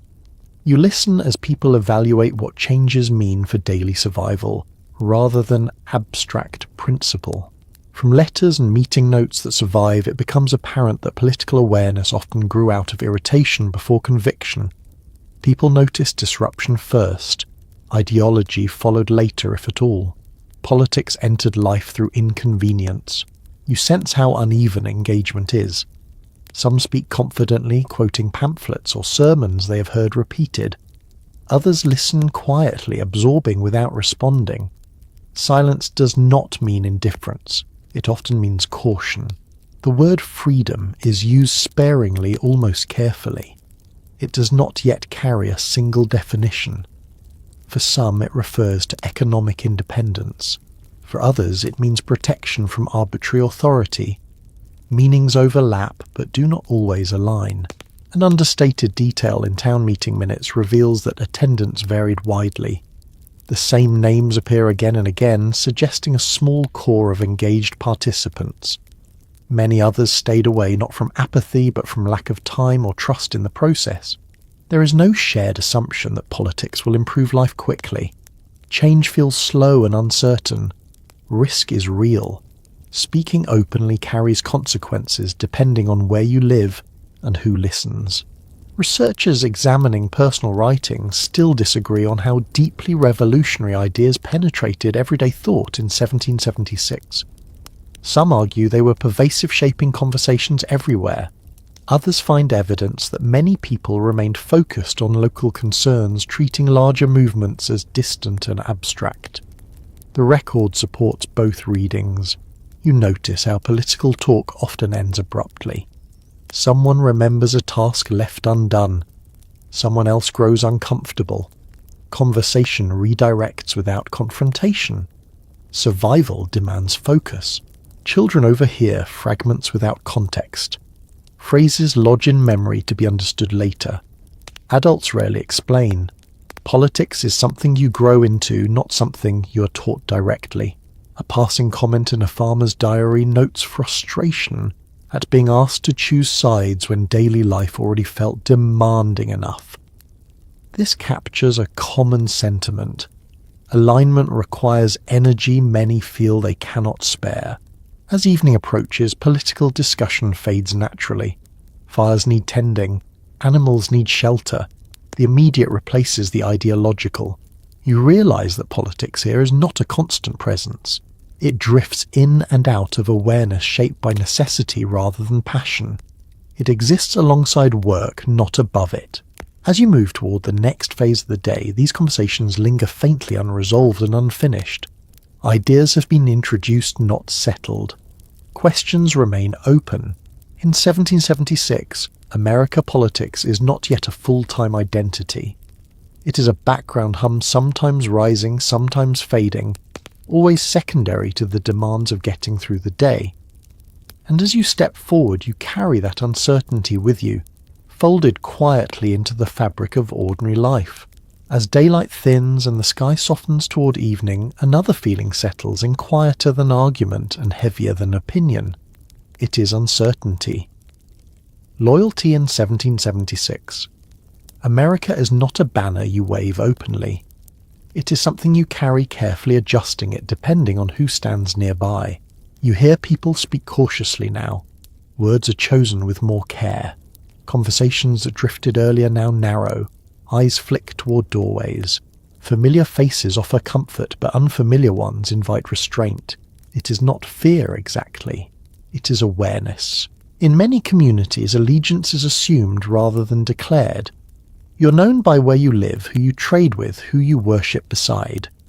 These details speak louder than statements. To declare too strongly risks misunderstanding. To remain silent risks suspicion. Balance matters. Surviving correspondence from this period quietly shows how divided households could be. Letters hint at disagreements held behind closed doors. One brother writes cautiously. Another avoids the topic altogether. Families navigate difference by avoiding confrontation when possible. You sense how dangerous clarity can be. Open support for one side or another may bring consequences. Supplies could become harder to obtain. Neighbours might withdraw trust. In extreme cases, property or safety could be threatened. The risk varies by region, but the awareness is widespread. A revealing note appears in a local record describing people who deliberately moved or travelled to avoid being pressed for declarations. Distance becomes a kind of shield. Silence becomes a strategy. There's no universal agreement among historians about how common this quiet avoidance truly was. Some evidence suggests most people eventually aligned openly. Other sources point to long periods of deliberate ambiguity, especially in areas where control shifted frequently. The lived experience likely changed from place to place. You notice how emotions are managed. Anger is softened, doubt is hidden, fear is rarely named. Instead, people speak of caution, prudence, and timing. These words signal unease without exposing it fully. Children sense tension without understanding it. They notice when voices drop. They feel when adults change subject. Questions go unanswered not from neglect, but from protection. A small detail preserved in a journal mentions someone refusing to hang a symbol on their door, choosing neutrality as long as possible. This decision carried weight. Absence became its own message. As evening deepens, these concerns retreat slightly. Night brings privacy. The household closes in on itself. Candles are lit, doors are secured, conversation becomes more honest within trusted walls. You feel how loyalty here is layered rather than fixed. It is shaped by safety, family, livelihood, and belief, all pulling in different directions. Choice is rarely simple. As you prepare to move further into the evening, this sense of quiet calculation stays with you. You understand now that uncertainty is not weakness, it is adaptation. In this moment, in this fading light, loyalty remains unresolved, carried quietly from one day to the next. And as you step forward into the gathering dark, you do so with care, knowing that in 1776 America's survival often depends not on what you believe, but on when and where you choose to reveal it. As evening settles more firmly, your awareness is drawn to a reality that has been present all day but rarely spoken aloud. Slavery is not a separate system running alongside daily life. It is embedded within it, shaping routines, spaces and relationships so completely that many people barely remark on it anymore. You notice it first in movement. Enslaved people work continuously, often anticipating needs before they are voiced. They move quickly, efficiently, with an attentiveness born not of eagerness but necessity. Their labour supports households, farms, workshops and businesses, forming a foundation. Others stand on without acknowledgement. Everyday routines quietly reveal how normalised this presence has become. Tasks are assigned without explanation. Orders are given casually, sometimes without words at all. Silence itself becomes a language heavy with expectation. You sense how deeply this system has trained everyone within it. Work here takes many forms. Field labour is the most visible, backbreaking and relentless. Domestic work is constant and intimate, performed inside homes where boundaries blur. Skilled labour also appears. Blacksmithing, carpentry, cooking and childcare all rely on expertise developed through repetition and enforced learning. You feel the imbalance immediately. Labour produces value, but ownership of that value belongs elsewhere. Even moments of rest are regulated. Even family connections are fragile, subject to separation without warning. The weight of this reality presses quietly against the rhythm of the day. A detail slips through almost unintentionally in plantation inventories. Enslaved individuals are listed alongside tools and livestock valued in monetary terms that reduce human lives to entries on a page. The language is practical, efficient and devastating. At the same time, resistance exists everywhere, often subtle enough to escape notice. A task completed slowly, a tool misplaced, knowledge withheld. These acts are small, but they carry risk. You sense the courage it takes to claim even a fragment of control. Some enslaved people negotiate space within the system. Skills provide leverage. Trusted positions offer limited protection. Gardens tended after dark supply food and moments of autonomy. Community forms quietly, often unseen by those who benefit most from the labour. The rhythm of ordinary life makes clear that slavery is not confined to one region, though its forms differ. In the south, large plantations dominate. In the north, enslaved people appear in homes, shops and ports, often fewer in number, but no less constrained. The system adapts to place. There is an unresolved tension in the historical record when it comes to daily interactions. Some sources describe moments of apparent familiarity between enslaved people and those who claim ownership. Other accounts reveal constant threat beneath the surface. The sources refuse to settle neatly into a single interpretation. You notice how children learn this reality early. They observe who commands and who obeys. They absorb hierarchy before they understand it. This learning happens without formal instruction. It simply exists. Religion is sometimes used to justify the system, sometimes to soften its edges. Enslaved people adapt belief to their own needs, finding meaning and hope where possible. Song stories and shared rituals carry strength that cannot be measured or controlled.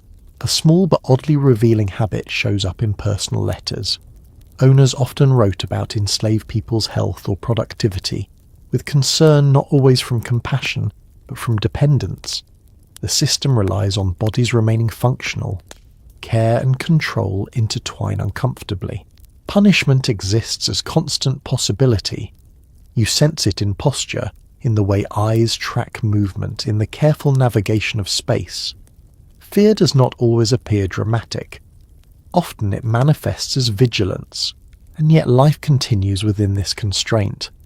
Laughter appears, relationships form, love persists. These moments do not erase suffering, but they reveal humanity that refuses to be extinguished. Modern analysis pulls in different directions when trying to measure how enslaved people experience daily life emotionally. Some evidence emphasizes resilience and community. Other sources highlight trauma and loss. Both are present, coexisting within the same lived reality. As night approaches, work finally slows. Fires are banked. Tools are set aside. For some, rest arrives in shared quarters or small shelters. For others, even nighttime brings obligation. You carry this awareness forward as part of the day's weight. Slavery here is not an abstract institution. It is daily presence shaping who moves freely and who does not, who rests when tired, and who continues regardless. As darkness gathers, the injustice remains unspoken, yet undeniable. And as you step further into the evening of 1776, America, you understand that ordinary life is sustained by extraordinary suffering, woven so tightly into routine that many no longer see it, even as it surrounds them. As the sky deepens toward night, your awareness stretches beyond the boundaries of town and farm toward the land itself, and the people who lived upon it long before these routines took shape. Indigenous presence is not absent. It is everywhere, even when it is ignored, misnamed, or pushed to the edges of daily conversation. You notice it first in place names spoken casually without thought. Rivers, paths, clearings, and hills still carry words shaped by older languages. These names survive because they are useful. They describe the land accurately. They persist even as the people who coined them are forced aside. Daily life makes clear that indigenous knowledge continues to shape survival. Roots follow ancient trails. Crops grow in fields chosen long ago for soil and water. Hunting techniques, medicinal plants, and seasonal rhythms echo older systems of understanding. Much of this knowledge has been adopted without acknowledgement, treated as if it simply belongs to the land itself. Encounters vary by region. In some areas, indigenous communities remain nearby, trading goods, sharing space uneasily, negotiating presence day by day. In others, they have been pushed farther away, their absence marked by empty land that still feels watched, remembered. You hear people speak of them in the past tense even when they are not gone. Language does this work quietly. To speak as if someone no longer exists is a way of making it feel true.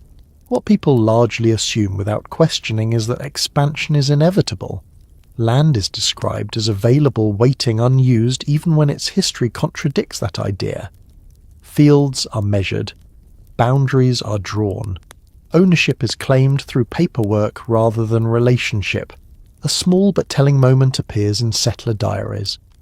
Writers often note indigenous visitors with curiosity rather than hostility, describing clothing posture and speech with careful detail. The tone is observational, sometimes respectful, sometimes dismissive. Rarely does it acknowledge shared humanity fully. Trade still occurs. Furs, food, and information move between communities, often out of necessity rather than goodwill. Trust is fragile. Agreements shift. Misunderstandings multiply easily when expectations differ. The picture becomes murkier when we try to determine how much awareness settlers had of the long-term consequences of their actions. Some sources suggest deliberate displacement. Others reveal a kind of willful blindness and ability to focus on immediate needs while ignoring broader impact. Both patterns appear side by side.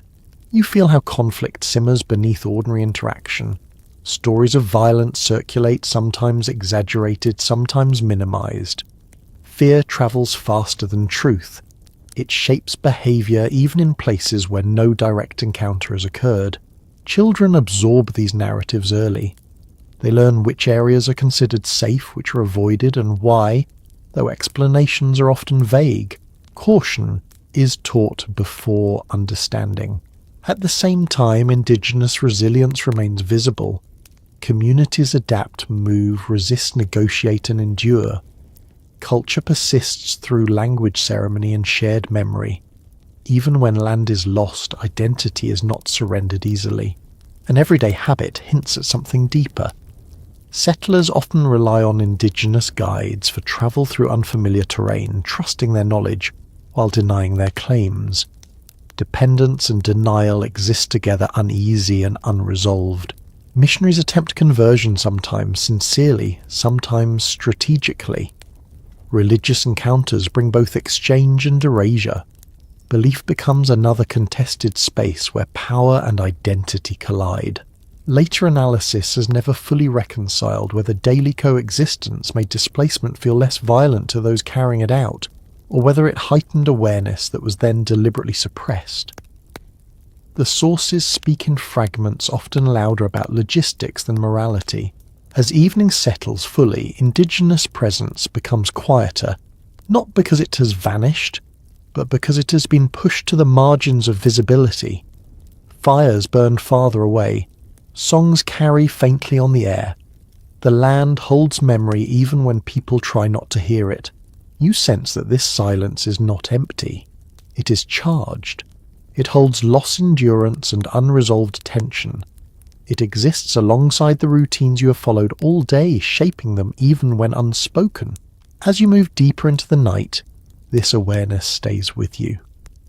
Everyday life in 1776. America rests on land already lived upon, shaped by histories that refuse to disappear quietly. The ground beneath your feet remembers even when those walking upon it choose not to. As the last of the daylight fades, movement itself begins to feel heavier. Travel in 1776. America is never casual, never spontaneous. Distance demands preparation, patience, and acceptance of discomfort. Even short journeys carry weight, because they cannot be undone easily once begun. You feel this when you consider leaving familiar ground. Roads exist, but they are uneven, narrow, and often little more than worn paths. Mud clings after rain. Dust rises in dry weather, coating skin and lungs. Every step reminds you that the land sets the terms, not your schedule. Most people walk far more than they ride. Horses are valuable and require care. Wagons are slower than they appear, their progress limited by terrain and load. You measure travel not in miles, but in hours of daylight and the condition of your body at the end. What daily experience makes plain is that movement reshapes perception. A place half a day away feels distant. News carried from there feels old even when recent. Relationships stretch and thin with distance, held together by effort rather than convenience. You set out knowing exactly when you must turn back. Darkness changes everything. Without light, familiar paths become uncertain. A misstep can mean injury. Injury can mean weeks of difficulty. You plan around the sun instinctively. A small but striking detail appears in travel accounts. People often describe journeys as emotional experiences rather than physical ones. Leaving home brought unease. Returning brought relief that bordered on gratitude. Familiar ground carried safety that was felt rather than explained. Travel is rarely solitary. You prefer company when possible. Shared movement reduces risk and eases fear. Conversation helps pass time and maintain alertness. Silence, when it comes, is chosen. There is still no clear agreement among modern researchers about how mobile colonial populations truly were. Some evidence suggests people travelled frequently within small regions. Other records imply that many lived and died within a narrow radius. Both patterns appear shaped by occupation and circumstance. You notice how travel exposes vulnerability. You carry what you need: food, water, a tool or weapon if available. You dress for the road rather than appearance. Comfort is sacrificed willingly for preparedness. Inns and taverns provide shelter, but they are uneven in quality. A good one becomes known quickly. A poor one is remembered longer. Stories about these places circulate, shaping routes as much as maps do. A quietly revealing habit shows up in letters. Travellers often described counting familiar landmarks. Trees bends in the road fence's stones. These markers anchored them, offering reassurance that they were still on the right path. Weather remains the ultimate authority. Rain delays, snow blocks, heat exhausts. You learn to respect conditions rather than fight them. Plans change without apology. As evening deepens, you feel the pull to stop moving. Rest matters more than progress. A safe place to sleep outweighs the desire to arrive sooner. Tomorrow will come regardless. You turn back or settle in, guided by instinct sharpened through repetition. The road does not promise speed. It promises effort. As you step into stillness, the awareness lingers that movement here is meaningful precisely because it is difficult. Every journey leaves a mark on the body and memory alike. In 1776, America travel teaches patience. It narrows the world while making each place feel deeply earned. And as you pause under the darkening sky, you feel how walking pace shapes not just distance, but the rhythm of life itself. Weather announces itself long before anyone names it. You feel it in your joints, in the way fabric clings or loosens, in how quickly breath turns shallow or deep. In 1776, America, the sky is not background scenery. It is authority issuing instructions that no one can ignore. Heat settles early in summer, thick and unyielding. You wake already warm, and by afternoon sweat has soaked into everything you wear.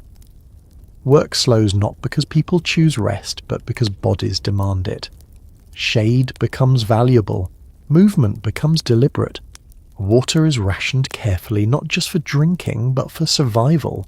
Cold behaves differently. It sharpens rather than smothers. Winter creeps into homes through gaps in walls and floors. You layer clothing, then add more. Fingers stiffen. Breath fogs the air even indoors.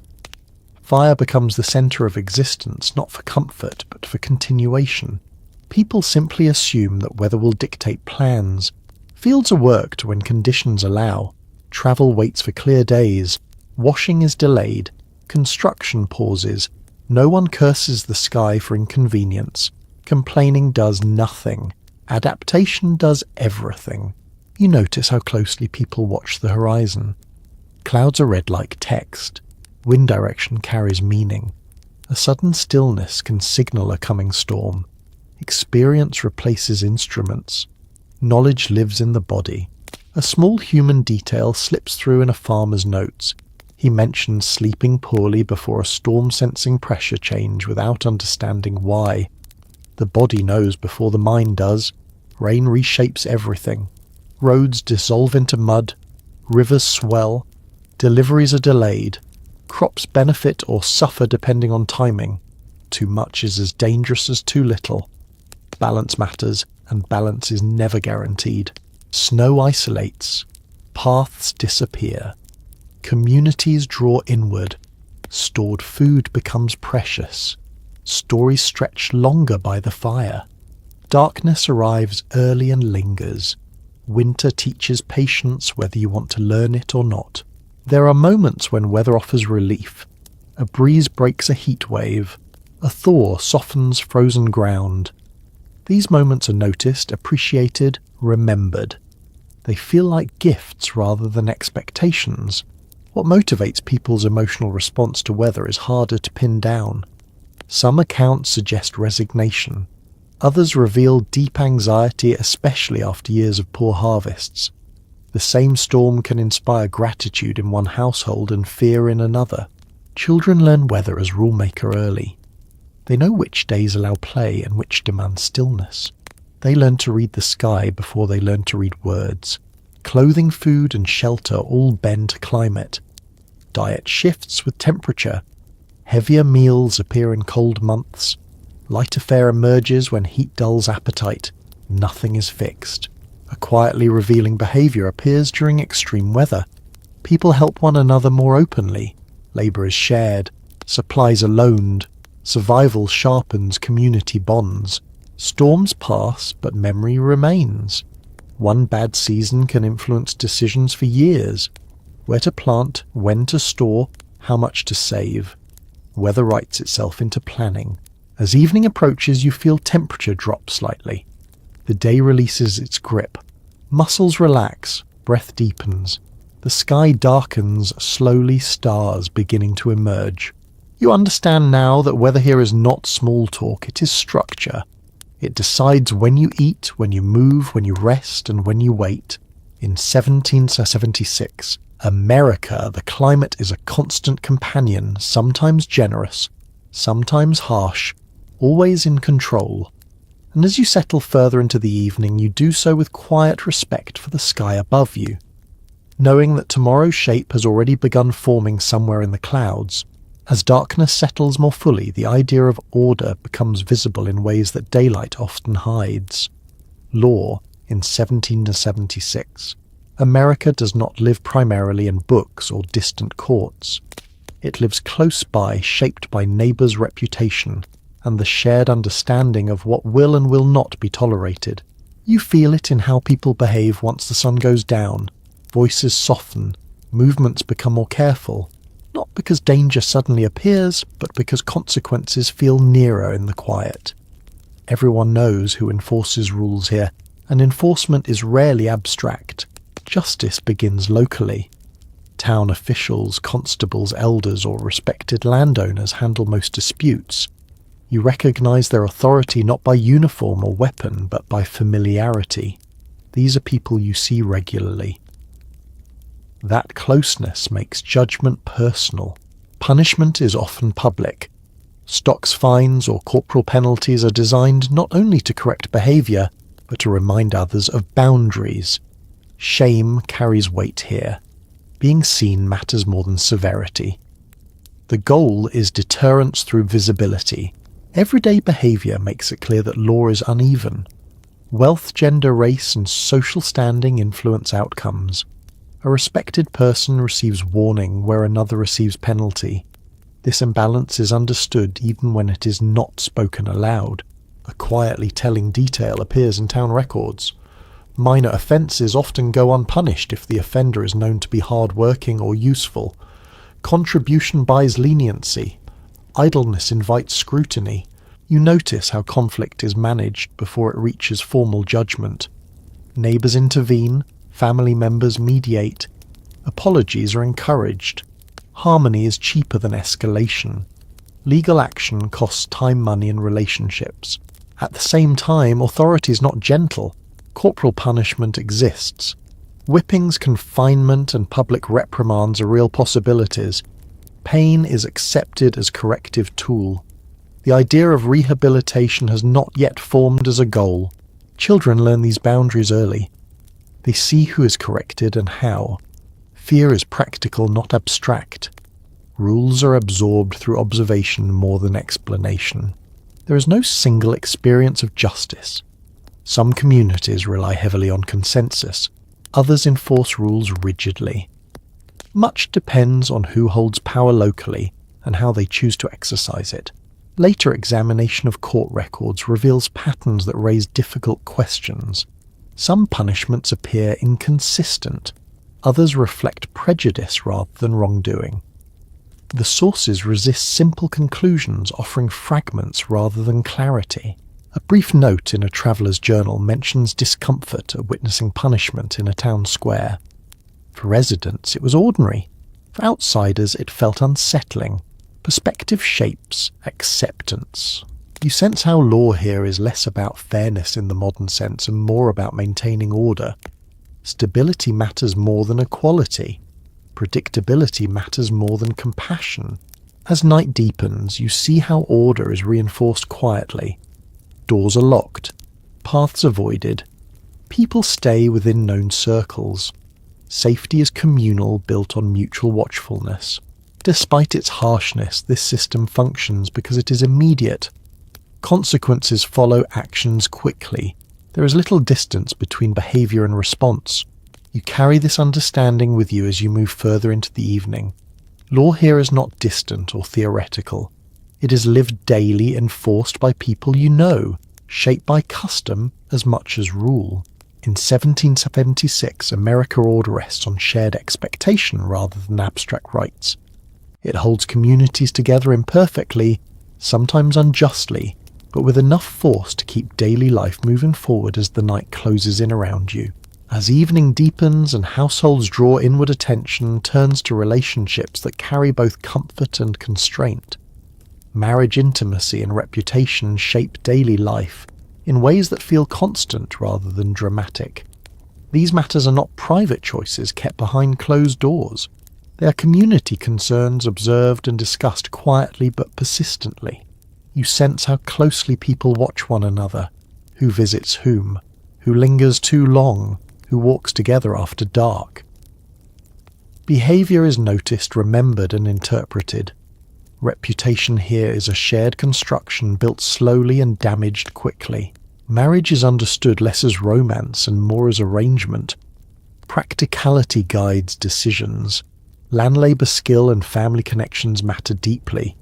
Affection may grow over time, but it is rarely the starting point. Stability comes first. What daily life makes obvious is that unmarried adulthood is treated with suspicion, especially for women. Single status invites scrutiny. Questions arise. Assumptions follow. Marriage offers protection, not just emotional, but social and economic. Courtship unfolds under watchful eyes. Visits happen in common spaces. Doors remain open. Conversations are polite and measured.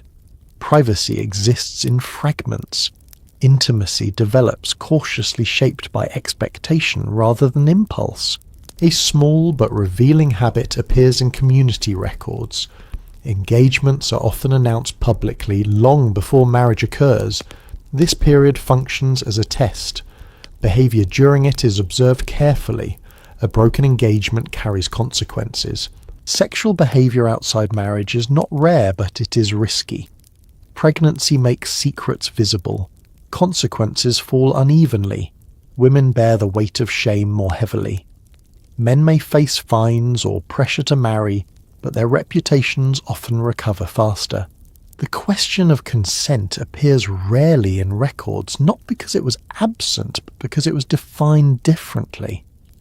Authority, obligation, and expectation blur together.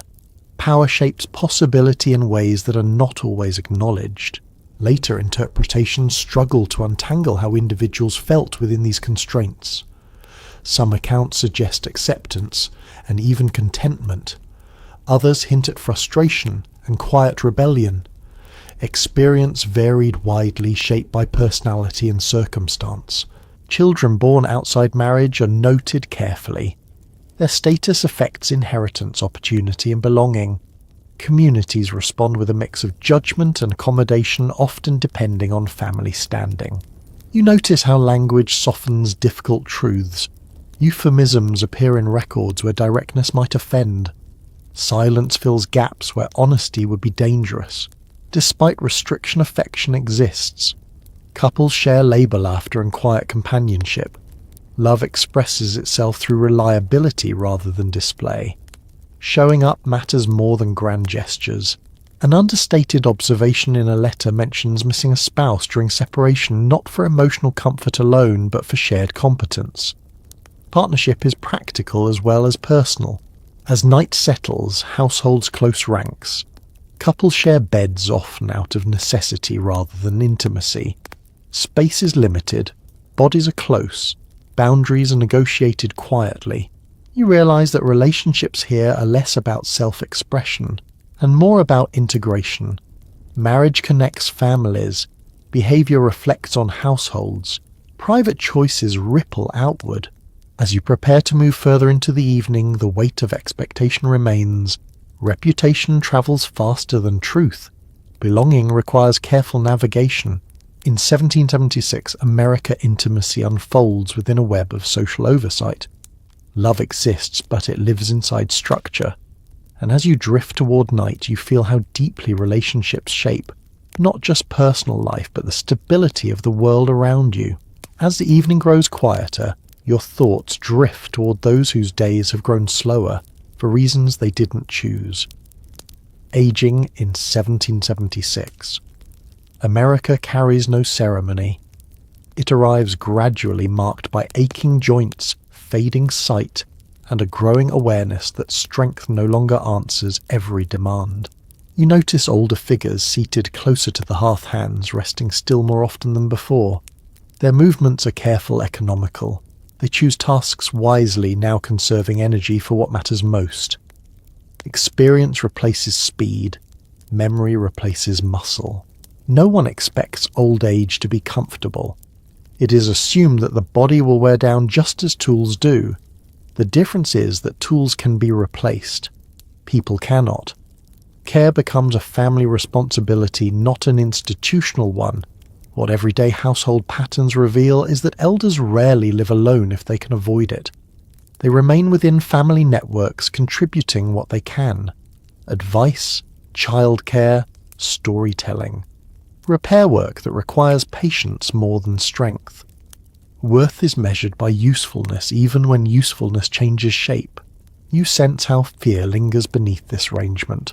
Without pensions or formal support, aging brings vulnerability. Illness threatens independence quickly. Injury carries long recovery. Becoming a burden is a quiet worry that few voice aloud. A small human detail surfaces in personal letters. Older parents sometimes apologize for their presence, even while being cared for lovingly. Gratitude and anxiety coexist, expressed in careful words. There is dignity in adaptation. Elders adjust roles without protest. They rise later, rest more often, sit while others stand. This transition is not framed as loss, but as necessity. Women often shoulder the work of elder care alongside everything else. Feeding, cleaning, comforting. The labour is intimate and ongoing, blending into the rhythm of the household until it becomes almost invisible. At the same time, respect remains deeply ingrained. Elders are addressed formally, their opinions carry weight. Disrespect invites correction. Age commands deference even when dependence grows. The emotional experience of aging remains difficult to reconstruct fully. Some accounts suggest acceptance grounded in faith and family. Others hint at loneliness and fear. The record speaks softly here, offering glimpses rather than declarations. Children absorb lessons from watching elders. They learn that strength fades. They learn that contribution changes. They learn that belonging does not end when ability does. A quietly revealing habit appears in community gatherings. Older people are often positioned near warmth and light, both practical and symbolic. Comfort becomes priority without being discussed. As evening deepens, elders retreat earlier. Night is harder on tired bodies. Cold settles in joints. Fatigue arrives sooner. Rest becomes essential rather than optional. You feel how aging reshapes time. Days feel shorter. Tasks take longer.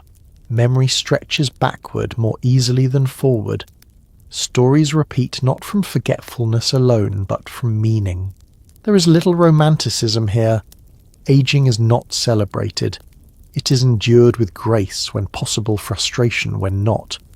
Humour softens edges. Complaints surface occasionally, then fade. As you move further into the quiet of night, you carry this awareness with you. Old age here is not hidden. It is woven into daily life, visible and acknowledged. In 1776, America growing old means staying present as long as you can, leaning on others when you must, and finding worth beyond physical strength. And as the household settles, you understand that survival here is not just about youth or vigour, but about enduring together generation after generation through the slow, steady passing of time. As the night settles fully around you, another presence becomes impossible to ignore. Death lives close here, not hidden behind distance or ceremony. It does not arrive only in emergencies. It waits patiently at the edge of ordinary life, familiar enough that people speak of it without lowering their voices. You sense this familiarity in the way illness is monitored, in how accidents are discussed, in how age is respected. Everyone knows someone who did not make it through a winter, a childbirth, a fever, or a fall. Loss is not unusual. It is expected even when it hurts. When death comes, it does not pause the world. The household shifts, absorbs the absence, and continues. Grief unfolds alongside chores, meals, and responsibilities. Tears appear, but so does work. Survival does not wait for mourning to finish. What everyday custom quietly confirms is that most people die at home, surrounded by familiar sounds and faces. Beds that held sleep now hold final breaths. Family members take on the roles of caretakers and witnesses. Death is intimate, not institutional. You notice how the body is handled with care and routine. Washing, dressing, positioning. These acts are done by people who knew the person in life. There is tenderness in the repetition, even when hands shake. A small but revealing habit appears in funeral preparations. Mirrors are sometimes covered, clocks stopped, windows opened briefly. These gestures vary by region and belief, but they share a common purpose. They mark transition, giving structure to loss. Children are present. They are not shielded entirely. They watch quietly, absorbing rituals without full understanding. Questions are answered simply. Death is treated as part of the world they're learning to navigate. Graves are dug by neighbours, often in family plots or small community grounds. Funerals are modest. Sermons focus on endurance and reunion rather than celebration. Comfort comes from familiarity, not spectacle. There remains uncertainty about how people emotionally process such frequent loss. Some personal writings suggest resilience born of repetition. Others reveal deep sorrow that never fully softened. The sources speak unevenly, reflecting individual differences rather than a single emotional pattern. You feel how mourning is both shared and private. Public rituals acknowledge loss. Private grief unfolds in quieter moments. A chair left empty, a tool unused, a voice no longer heard at the table. An offhand line in a widow's letter mentions learning to sleep alone again after decades of sharing a bed. The sentence is brief, almost casual, but its weight lingers. Loss reshapes the smallest habits. Religion offers language for death, but not always comfort. Faith explains where the dead go. It does not always explain why they left.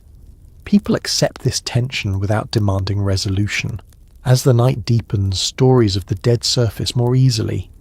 Names are spoken. Memories are shared. Laughter appears unexpectedly. Life insists on continuing even in the presence of absence. You sense how this closeness to death sharpens appreciation for ordinary moments. A warm meal, a shared task, a quiet evening. These are not taken for granted. They are recognized as temporary. As you move toward rest, the awareness stays with you. Death here is not hidden, but it is not constant terror either. It is a boundary that shapes behavior gently but firmly. In 1776, America dying is not removed from daily life. It is woven into it, shaping caution, community, and care. And as you settle into the quiet of night, you do so with the understanding that every ordinary day lived through is quietly meaningful, precisely because it is never guaranteed. Night has fully claimed the sky now, and with it comes a narrowing of the world. Darkness presses close, not as something frightening, but as a signal to turn inward. Firelight becomes the centre of attention, pulling bodies and thoughts toward its warm, flickering edge. You feel how the house changes after sunset. Rooms shrink, corners soften, shadows stretch and retreat with each movement of flame. Without lamps or switches, light is intentional. Each candle is placed with care. Each fire is tended thoughtfully. Too much light wastes resources. Too little invites accident. The hearth glows steadily, its crackle low and reassuring. Wood pops softly, releasing a familiar scent that settles into clothing and hair. Smoke curls upward, drawn toward chimneys that sometimes work well and sometimes do not. You adjust your position instinctively, avoiding stinging eyes while staying close enough to feel warmth on your face. Evening tasks unfold slowly. Tools are cleaned and set aside. Food is prepared for the next day if energy allows. Clothes are folded or hung carefully. These actions feel quieter than daytime labour, less urgent, but no less necessary.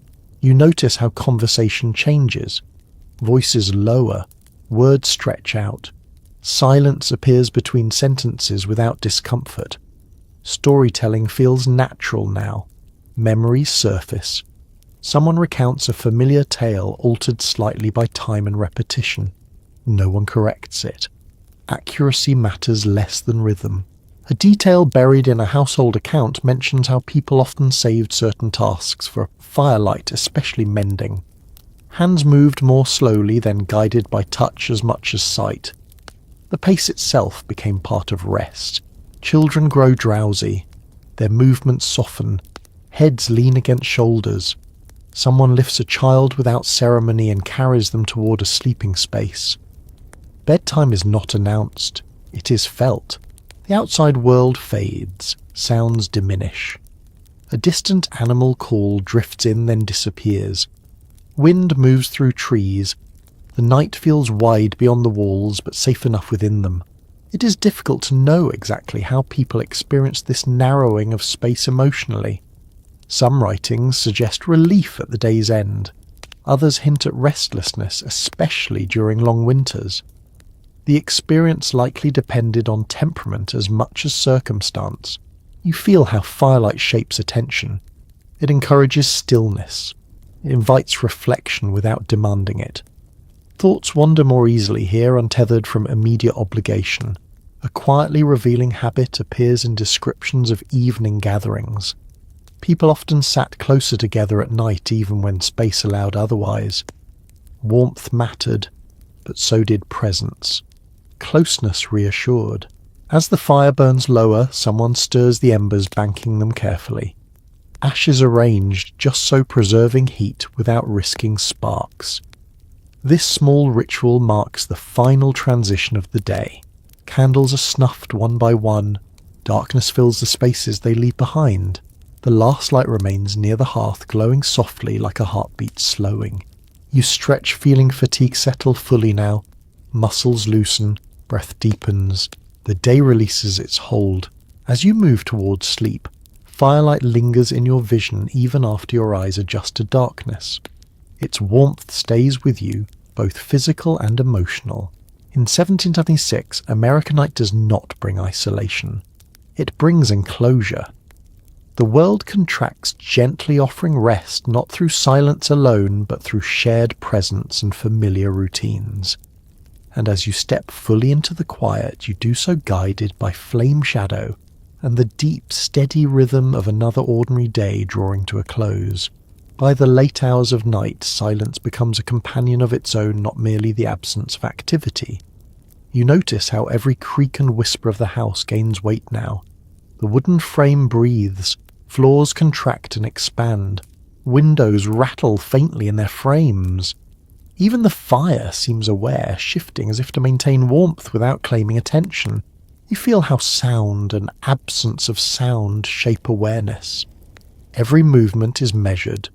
Footsteps on worn boards are heard across the room. A child stirs. Animals shift in the corner.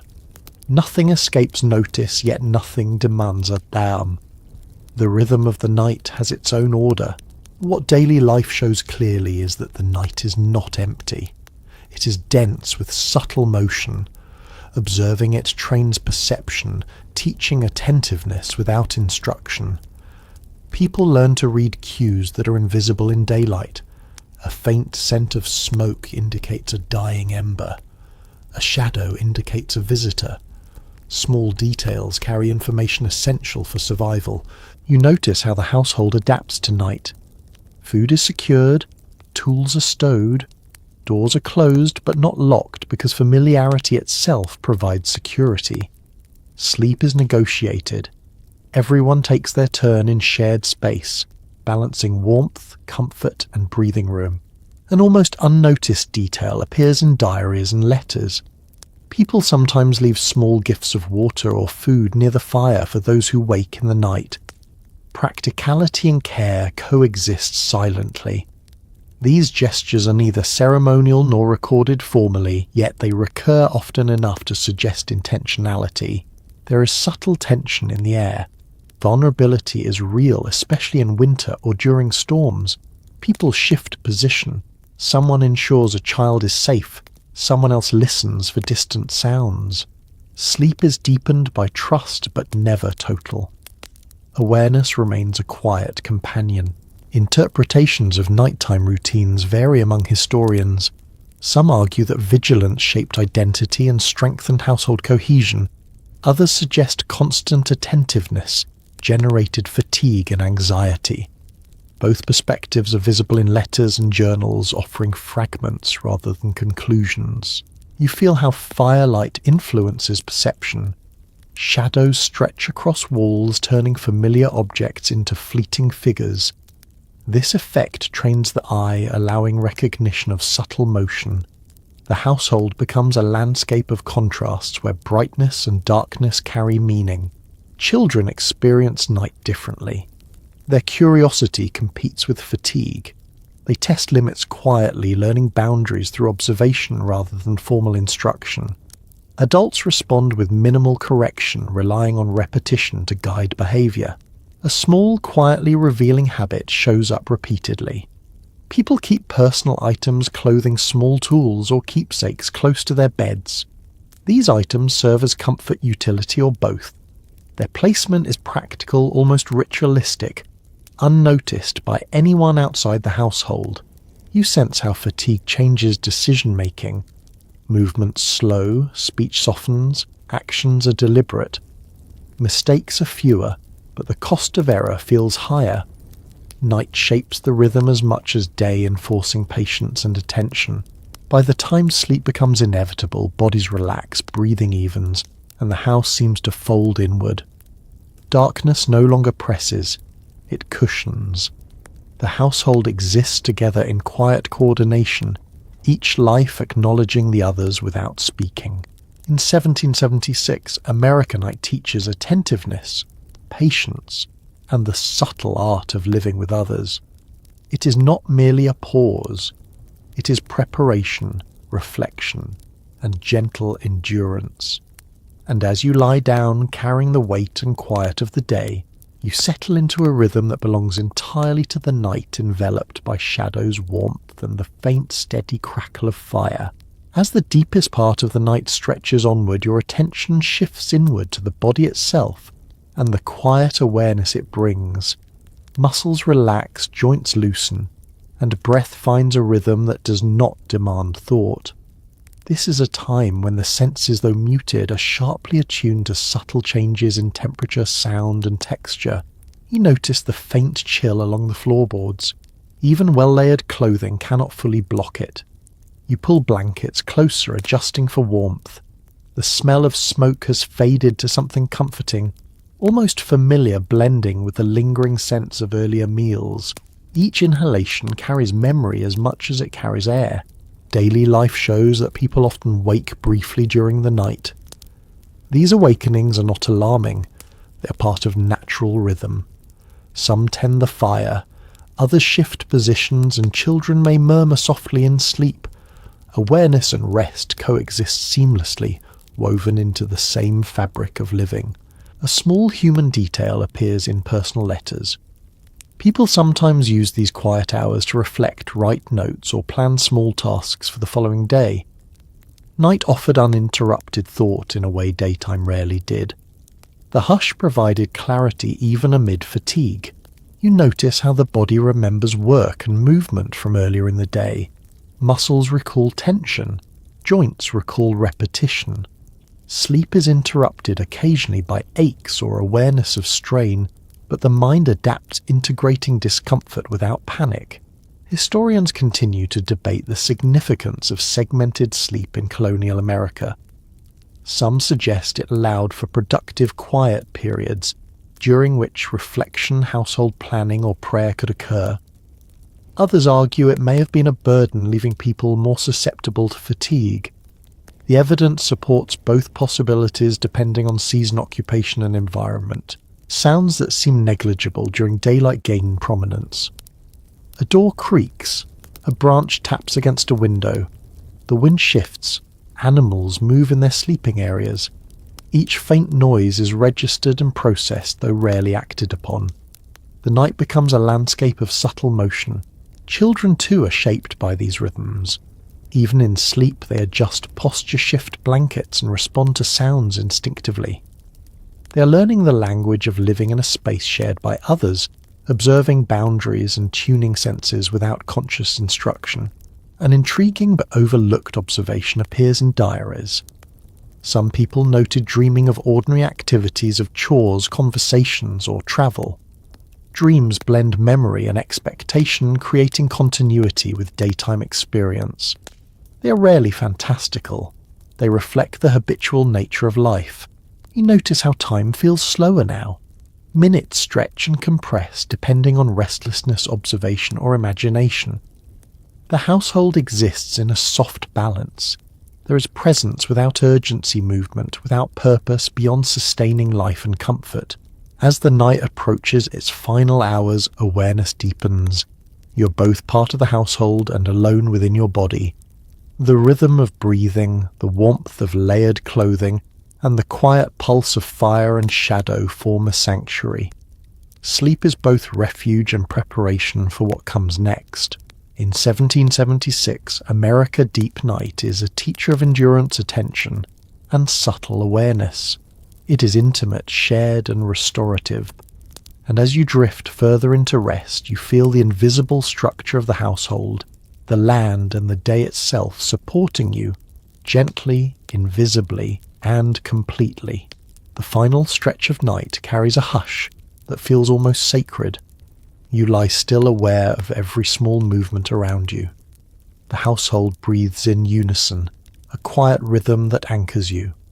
Even the fire speaks softly, now sending amber light flickering across walls and ceilings, settling gently onto blankets and floors. You feel the weight of layers, the fabric pressing lightly, familiar and comforting. It has moulded itself to your body through repetition and habit. Linen, wool, and perhaps a patchwork quilt hold warmth, while letting just enough air through to prevent stifling. The combination of textures carries memory, the heat of midday, the dust of travel, the smoke from hearth and lamp. These sensations are constant companions, and you have learned to let them exist without thought. Every creak and groan of the house is now meaningful. Wood contracts in the cooler air. Windows rattle slightly against the frame. Animals move subtly in response to the night's quiet. A soft shuffle, a low grunt, or a shift in bedding. You notice these sounds without reacting, integrating them into your awareness as part of the world rather than disturbance. Children are nestled close. Their breathing is even relaxed. Occasionally a murmur or movement hints at half-formed dreams. You allow their presence to settle into the rhythm of your own rest. Sleep itself becomes layered light at first, then heavier, interspersed with brief moments of consciousness. You're aware of it without interrupting it. A quietly revealing detail from diaries of the era shows that some adults use these night hours for reflection. They planned the next day, noted small observations, or considered household needs. Night provides a liminal space where thought flows differently than during labour or daylight activity. The temperature shifts subtly. If the night is cool, you adjust slightly, tucking more fabric close, or turning toward the warmth of the fire. If it is warmer, you allow space, stretching limbs gently against the weight of blankets. Your body responds to small changes without conscious effort, guided by experience and instinct. Historians continue to debate the effects of these nightly routines on long-term health and mental state. Some argue that segmented sleep allowed for reflection, social observation, and adaptation to seasonal challenges. Others suggest it produced fatigue and subtle stress. Evidence supports both possibilities, and daily life likely fluctuated according to season, labour, and household composition. You sense the household as a living organism. Heat, light, sound, and movement circulate together, creating cohesion without explicit coordination. Even when awake for a brief moment, you feel embedded in this pattern. Observation blends with rest awareness with dreaming. A minor but telling habit appears repeatedly in letters and journals. People often kept small items, nearby tools, cloth, or objects of value. These serve practical purposes but also provide comfort. Their presence reassures without intrusion, subtly influencing sleep and positioning. Outside darkness is absolute. Stars gleam faintly through small windows, and the sky stretches wide beyond the walls. The contrast between interior warmth and exterior vastness reinforces a sense of both enclosure and perspective. You are contained and protected, yet aware of the larger world. Time itself behaves differently in these hours. Minutes stretch and compress unbound from the strict routines of day. You drift along with them, carried gently toward the approaching dawn. The night has trained patience, attentiveness, and subtle sensory awareness, all without instruction. As you sink further into sleep, the household continues around you. Quiet, steady, reliable. You rest not just for yourself, but within the shared rhythm of the community. Every sound, every shadow, every breath contributes to a gentle, sustaining pattern. In 1776, America Deep Night is not empty. It is layered alive and quietly instructive. You sleep within it, learning endurance, presence, and awareness. The day's labour, its meals, its care, its relationships all settle into memory, folded into your rest as preparation for the hours to come.